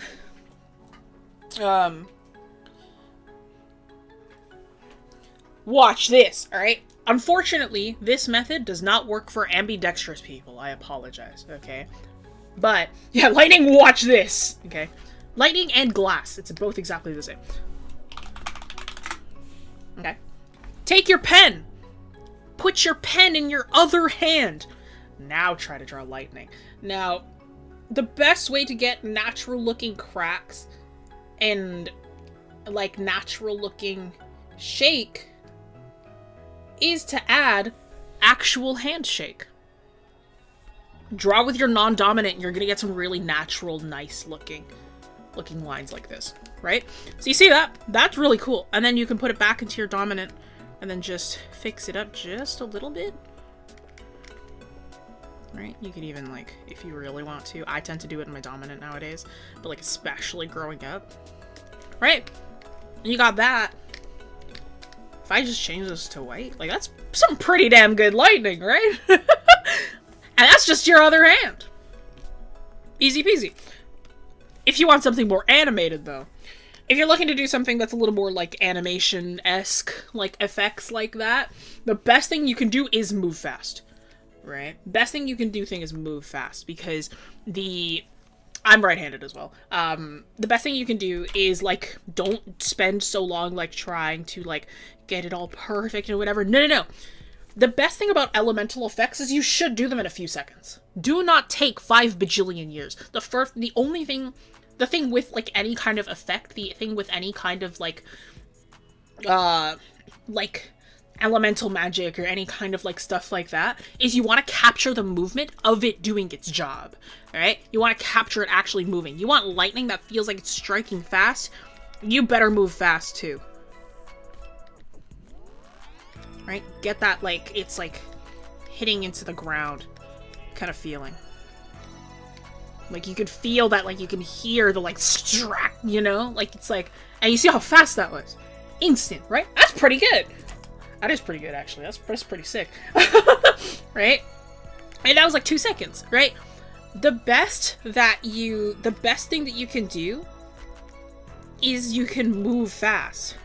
The faster that you decide to go, the more movement you're actually capturing because you are moving. Right? Same thing with fire, same thing with just regular magic, same thing with everything to that effect, right? If you want to capture that kind of movement, if you want to make it feel like it has amplified energy, you need to amplify your energy too, right? The more energy that you put into what you draw, the better it's going to look.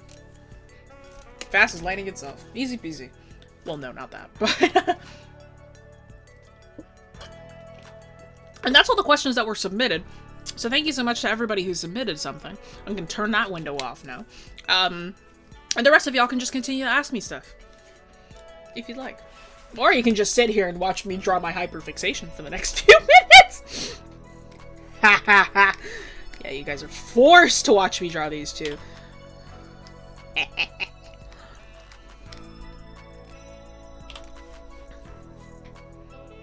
Yeah, stop overthinking your movement. Yeah, movement is literally movement. Like, you're moving. The more that you move, the better your movement's gonna look too. You know? Trust me. Now we're cooking with gas. We're thinking with energy. Forrest, I want to see your characters. Well, this one's mine. This character is mine. This one's my fiance's. Which, actually, I realized I forgot his side tattoos here, too. God, Takana's so dumb, dude. I love this character so much. Actually, you know what? Most recent sesh that we played, he had a really banger line. There's a character that's been, like, an NPC that's been showing up a lot. They're like part of, like, a rival, quote-unquote, party. And she's, like, kind of mean. She's, like, she comes from, like, wealth, and she's, like, sort of learning how to live without it. Because her family essentially kicked her out and, like, told her, like, you gotta earn your title for the family name or whatever. And it's, like, everyone else in the party is kind of, like, letting her meanness sort of slide, and it's like, okay, she doesn't know any better kind of thing, but his character isn't. It's like, his character's like, nah, she's annoying. And he's like, I'm not dealing with her, right? And it's like, Cricket is the wisest of the party. They kind of understand that it's like, okay, it's like these two butt heads because neither of them are really good with words. And it's like, they're kind of just trying to deal with each other. But then it's like, Takan last session was like, he met up with her to spar. And it was like, he was like, all you need to do is hit me. And now anybody who plays D&D, Takan is a monk, so you know how tough that is, right? And like, so he was constantly dodging her, deflecting her attacks, right? And, like, while she's, like, trying to hit him, she's getting, like, madder and madder. And while she's, like, trying to hit him, like, one of the things he said was, he was like, everyone else is giving you the benefit of the doubt. Everyone's like, oh, Tara, she's misunderstood, she's whatever. You've been given everything in life. I want you to know what it feels like to earn something. And I was like, oh! That was good. I was like, damn, that went crazy. Cricket and Takan are dating. No, they're not right now. They will. But no, not yet. Hello. Oh, hi, Tiaf. They're not yet. No. It's a good line, right? It was a sick line. I was sitting there, I was like, whoo, that was fire. No, not yet. Takan right now is like, Takan's so dumb, dude. It's really funny. Cricket right now, everybody knows Cricket has like a massive crush on him. And it's like, everybody knows that, except for him. It's the dumbest thing. They're the dumbest pairing ever. It's so funny, dude. But yeah. Absolute bars that get spat in D&D. No, it's great. No, because listen, okay, because no, it's gonna be so complicated. The angst is gonna be so good. No, you don't understand. No, you don't understand. You literally don't understand. Okay. See, now you're getting me to talk about my fixations. Okay. Wait, I missed the bar? The bar? Oh, okay. Here. I'll say it again. So, just to TLDR it, like, there's another character in the campaign who, like, or like an NPC, and she's like, she came from wealth, but she's like, was essentially kicked out by her family, and they're like, you gotta earn the family name and whatever. And she's kind of mean and like sort of rude, and everybody else in the party is kind of like, it's like, I kind of get it. It's like she doesn't know any better. But Takan's not letting it slide. So like, he like, he's not great with words either. He's got a really low in. And like, he was like, you know what? It's like, I don't really like you. And it's like, I'm gonna learn to like you. Let's spar, right? And like, so they spar together, and like, he's like, all you gotta do is hit me. And he's a monk, and if you don't know anything about monks are really hard to hit. They're really good at dodging, and they can also deflect attacks too. So like, the whole time, he's like just kind of toying with her. And, in the middle, at one point, it was like, I didn't say this part. At one point, she, like, threw a punch, and he, like, caught it. And he was like, everybody else is, like, it's like, oh, Tara, she's just mean. She's just like this. She's, like, you know, whatever, right? I'm not gonna give you that. I want you to know what it feels like to earn something. And so good, bro. It's like, I'm not gonna let you, it's like, I want you to know what it feels like to earn something. It was so good. It was like everything has been handed to you on a platter. I want you to know what it feels like to earn something. So fire, dude. Hang on, hang on. I drew it while it was happening. I doodle my D&D notes. I'm getting, so you can hear, I'm getting excited. I doodle my D&D notes. Yeah, here it is. Yeah. You have been given everything. I want you to know what it feels like to earn something. Yeah. That's fire, dude! Oh my god. This was another fire line. You are worth more than your sword, but if you cannot hit without it, you are worth nothing with it. Bro! Bro, I was pogging, bro. Oh my god. They're fire notes. Thank you! Yeah. You are worth more than your sword, but if you cannot hit without it, you are worth nothing with it. Oh! Oh my god, bro.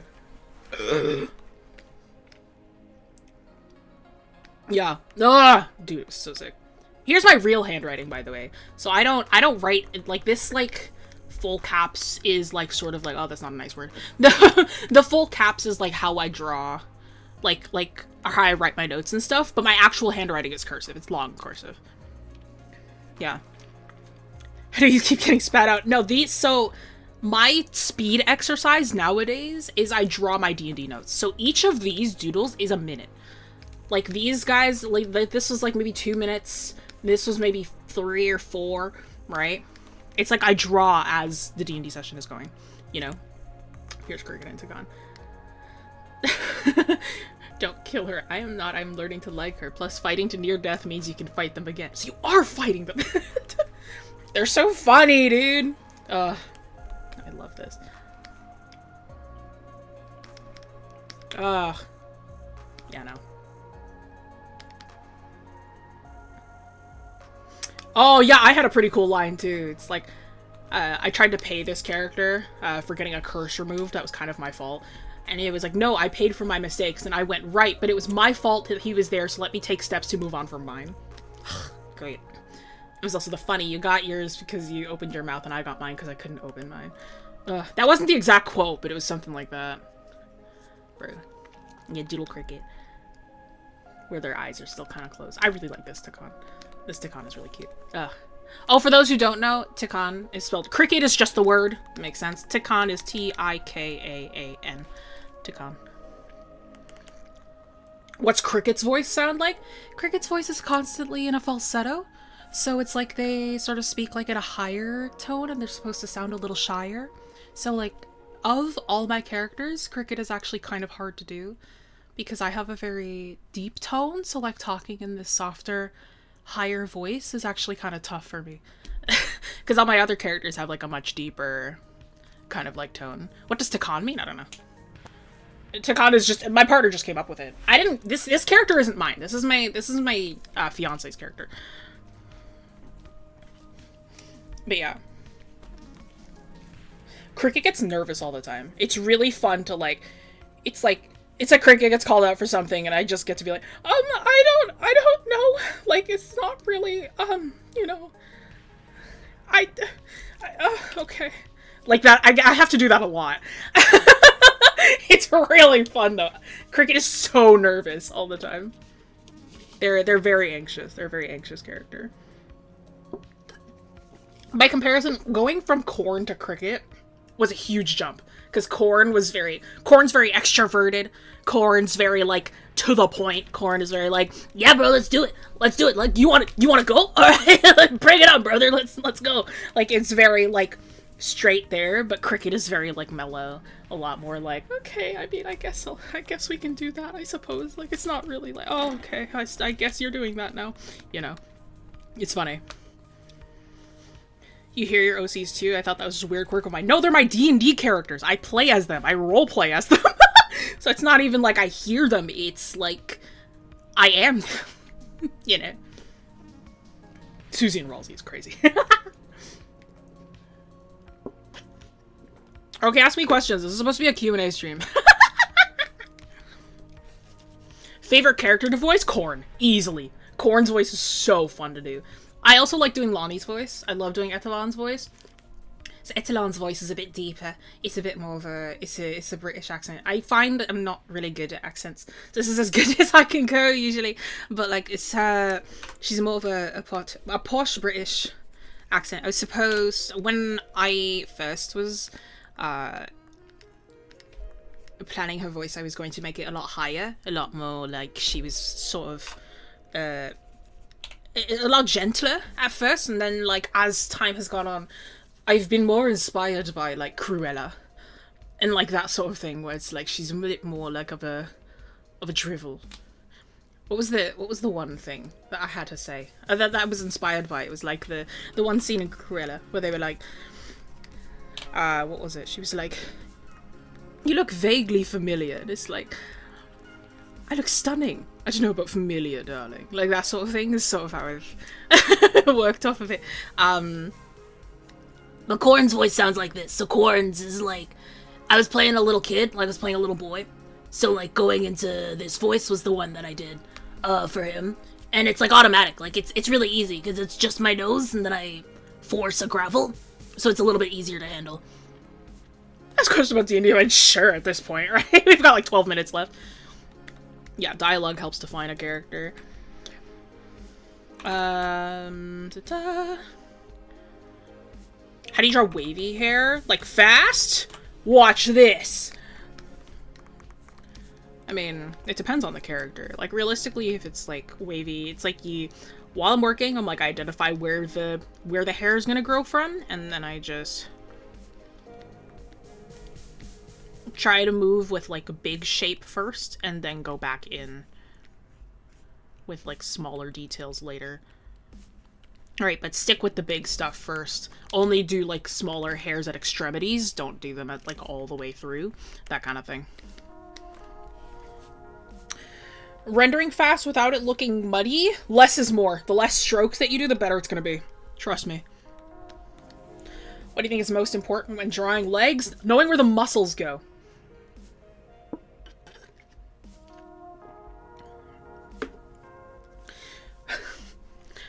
Now, you're gonna hate my answer when I've facial hair. I don't really have a set method for facial hair. I just kind of work with it as I go. I sort of look at a reference and I approach it the same way that I do, like, short hair. So it's just a lot of, like, like, again, let's just give this face a beard. It's like, let's say I had a beard on this person. I'm like, if it was longer hair, then it's like I kind of do like that kind of magic, right? There isn't really a set method. It's person to person. If it's like stubble, then it's just a couple lines. Like, I'll just do that. But it's like keep them short and fast. Kind of sculpt to the face. You know, I don't know. Either way. Draws curly hair super epically. Draws hair cool and epic and awesomely.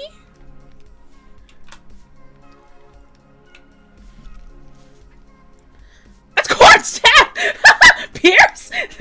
That's funny. Yeah, you're close actually. If it was Cornstat, like if this was winter Pierce, then yeah, it would be like that. Yeah, that's funny. You know, Pierce's hair is a little bit different. That's funny. I hear less is more all the time in videos is applied to everything. Yes, it really does. Over-rendering is literally just you're doing too much. So it's like the less that you add to things, the better it's going to come out. I've like been deciding in the back of my head what I wanted to do for these pants this whole time because I want to give them leg warmers. But I'm like, what pants do I do? I don't want to give them a skirt again. I'm like, Khan's wearing a skirt. And I'm like, it would be better if they weren't wearing a skirt for variety. And I'm like, let's give them shorts. Why not?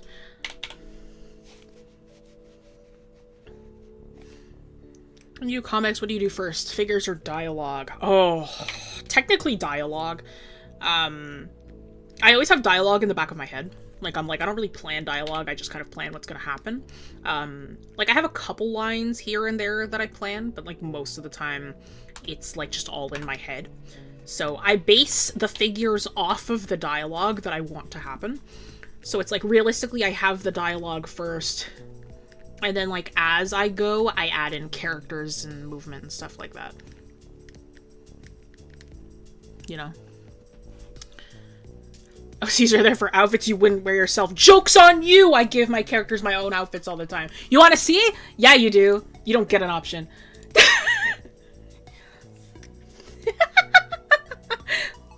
This is why I shouldn't have coffee. So I own all of these outfits. I literally love fashion. And I'm not a gatekeeper, so I added a bunch, like, where they all came from. It was funny, when I was drawing this, I was wearing this outfit. But yeah. No, I own all of these. These are all, like... What is the point of having a really cool outfit if you don't draw your own characters in them? Right? That's what I'm saying. That's literally what I'm saying. For those who don't know, this is Cricket, this is Etalon or Lonnie, this is Corn, this is Neptune. These are all my D&D characters. But, no, for real, I own every single one of these pieces. Some of them I made, some of them I altered, some of them I, you know... Okay, you gotta understand, though. The fish bag too? Yeah, a friend got this for me for Christmas this year. Yeah, and then all this, like, text under here. Pause the stream or whatever, take a screenshot if you care about any of these pieces, I guess. But a lot of these are from, like, a while ago. Yeah, no, listen, my most proud purchase, okay? This sweater and this, skirt, they're from Aerie, like a branch of American Eagle, okay? They're both on severe sale. I got them both for $18, okay? Okay? Right? That's what I'm saying, that's a big deal. The most expensive thing on this entire, for all of them are these shoes, bro. They're like, the Valentine's 2025 Doc Martens. Like, they're my favorite shoes ever, though. But yeah, $18 for a sweater and a skirt, bro. Ugh. How'd Corn wear the headphones? His ears would go back. I've drawn Corn wearing headphones a few times. It's like they would place right here, like that, and then like his ears would like fold back a little bit. Lonnie's top I sewed myself. I made that from a jersey fabric and a pattern that I got online. And then these are H&M pants that I embroidered myself. So they were plain and then I added personalization and stuff. Corn's tank top under here was also an Old Navy tank top that I printed on top of too. Important, bro. Aries great, yeah. Neptune has a great vibe. I love my girl. My neutral queen. Playing Neptune is so fun because she's just the epitome of yes, give us nothing, queen. She's my character who's a DJ, but she's so quiet that it's like you couldn't tell. What's an overshirt? An overshirt is just a shirt you wear over things. Genuinely. Hello. Deadpan. Oh yeah, no, she's so deadpan. When I play as Neptune, it's like, by comparison to Cricket, like Cricket is my full head voice, Neptune is full chest, but I kind of talk in my chest voice, but the challenge is not moving my voice. Like, it's just kind of staying down here the whole time. So it's kind of fun to play as Neptune. It's just always good to, you know. Doesn't know much about fashion. I have always loved fashion. I've always loved drawing clothes and caring about clothes and stuff like that. I recommend it. It's a good time, right?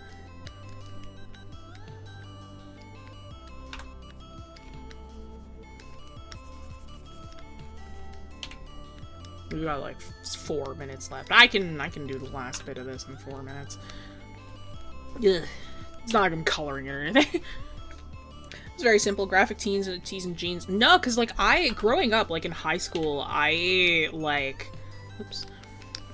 only wore hoodies and either black jeans or sweatpants and stuff.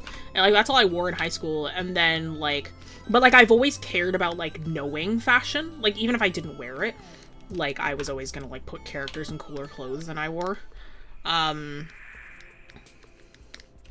then like COVID hit, and then like a switch flipped in my brain, and I was like, you know what?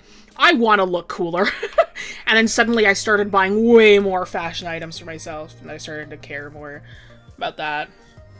And it's the same thing with like makeup and stuff. I had no clue how to put on makeup when I was in high school or college, and then uni hit, and I was wearing full face every single day. Which, frankly, that was not good for my skin. So now I just wear makeup when I'm going out. But I don't really wear full face unless it is like a proper big event. I'll mostly just put on like eyeliner and like a little bit of eyeshadow if I feel like it. Like if I'm gonna go see people, I'll put on eyeshadow. Otherwise, it's mostly just eyeliner. Like I'll go to my tattoo apprenticeship and I'll be wearing eyeliner. How do you get into fashion? Start caring, I guess. Start seeing what styles inspire you. Start, like, watching more fashion content, I guess. And realistically, it's like fashion has, like, rules, quote-unquote, but they're so easy to break. So just, like, do whatever makes you happy. Like, dress in whatever makes you happy. And eventually you'll find the style that works for you.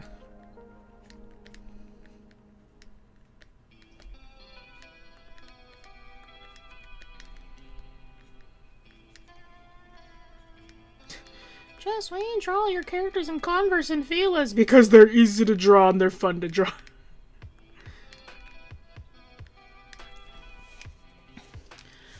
Aesthetics on Pinterest. Not start caring. I want to look cool. You already are cool, Kay. Hi! Everybody, K-Meister in chat. That's my DM. That's my DM. Everybody say hi to my DM. He's the one that DMs for these two. Okay, look.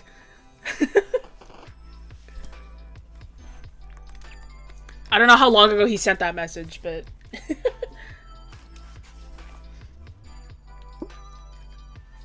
Do you go thrifting for fashion? Absolutely.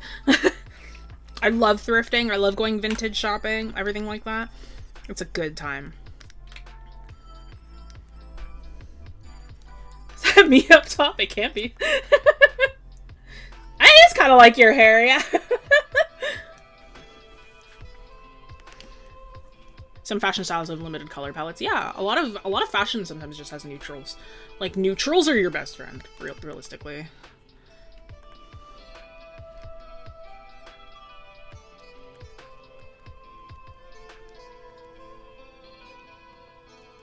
Your DM looks like Corin's dad! No! But, like, that is kind of funny. No. Corin's dad, for those who don't know, Pierce. Pierce is an Eldrin elf, also played by my fiance. Pierce is an Eldrin elf, which means he's green. Designing Pierce is so fun, dude. This is Pierce. Pierce is an Eldrin elf. He adopted Corn. But yeah, when I said it was like, it's like, oh, it's like Corn's dad. It's like the long hair winter version of Pierce is very much like that sort of like hair length. Yeah, find a style you like and ignore the traditions. Do what you want. Yeah, man. Eldrin. Yeah, so Eldrin elves are fun. They change seasons. So it's like they have different forms depending on the seasons. We homebrewed Ruin, so it's like a 5th one where it's like the forest is burned down. But like the 4 natural seasons, because normally what Eldrin are is they will change seasons on a long rest, but we changed it, or Crow and Kay worked together to like homebrew it, so it's like instead Pierce changed via his emotions. So if he was like, he took a strong enough emotional shift, then he would switch seasons on the spot. So his like neutral, kind of like happy version of him was spring. So it was like spring was when he was happy, winter was he was sad, autumn or fall was he was super chilled out, and then summer he was super angry. And then it was like Ruin was he felt no emotions at all.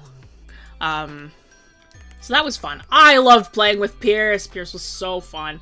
He's this Australian elf man. Pierce kind of looks like Crow, not gonna lie. That's funny. Alright, I just want to finish these shoes and I'll be done. We'll stay for a couple extra minutes. You're all literally so welcome. We'll stay for a couple extra minutes. But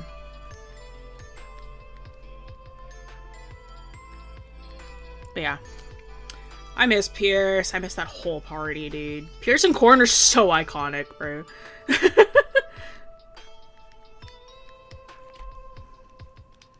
Fashion is slowly turning into a turtle. Turtlenecks and graphic tees. Real. I do love a good turtleneck with graphic tee. I have a couple pieces that work with that. I used to wear turtlenecks so freaking often. I love turtlenecks.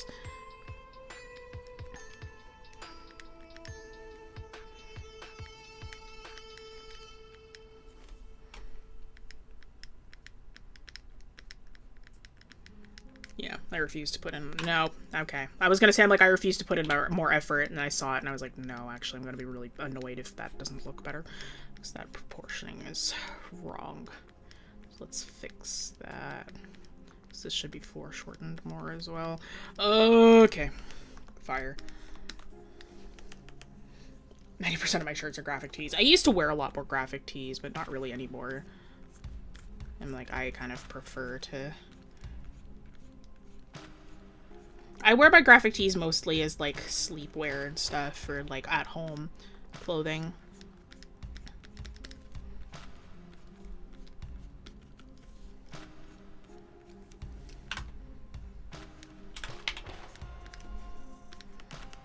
Fire! Hang on. Ooh. Let's get rid of that link. It's a little too dark.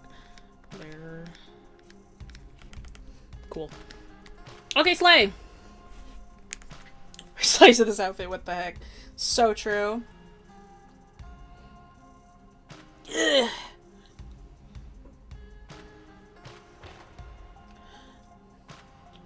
Okay. Alright, friends.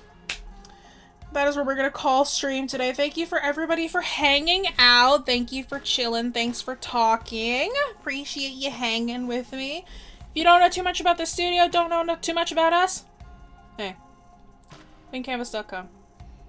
Check out the classes that we offer, wingcanvas.com. We are in the middle of our winter term right now. My classes are, like, fully booked, but, like, there are other lovely instructors, other lovely classes that you can take, so be sure to hang out with them. Check out the things that we offer, check out all this stuff, fun jazz on the channel and in the studio. This file you see in front of you will be saved as a JPEG and will be posted to the Discord, so come hang out with us. If you are a member, then you have access to other channels, but this will be available to everyone as a JPEG. But, again, if you want working files or all the extra fun hidden channels on the Discord and stuff, check out Patreon, check out School, become a member of the channel, you get access to some hidden stuff. Come hang out, come bop, come vibe. I also only ever hang out in the members chats. Sometimes I might jump scare you in VC if I feel like it. If I'm bored and I just kind of want to scare somebody, I might pop in and be like, hey, you behaving? Okay, and then I leave because I think it's funny. But yes, come hang out in the Discord, come say hi, come vibe with us epically. Okay, this Sunday, you are with Faye. You guys are going to be... Hang on, let me double check.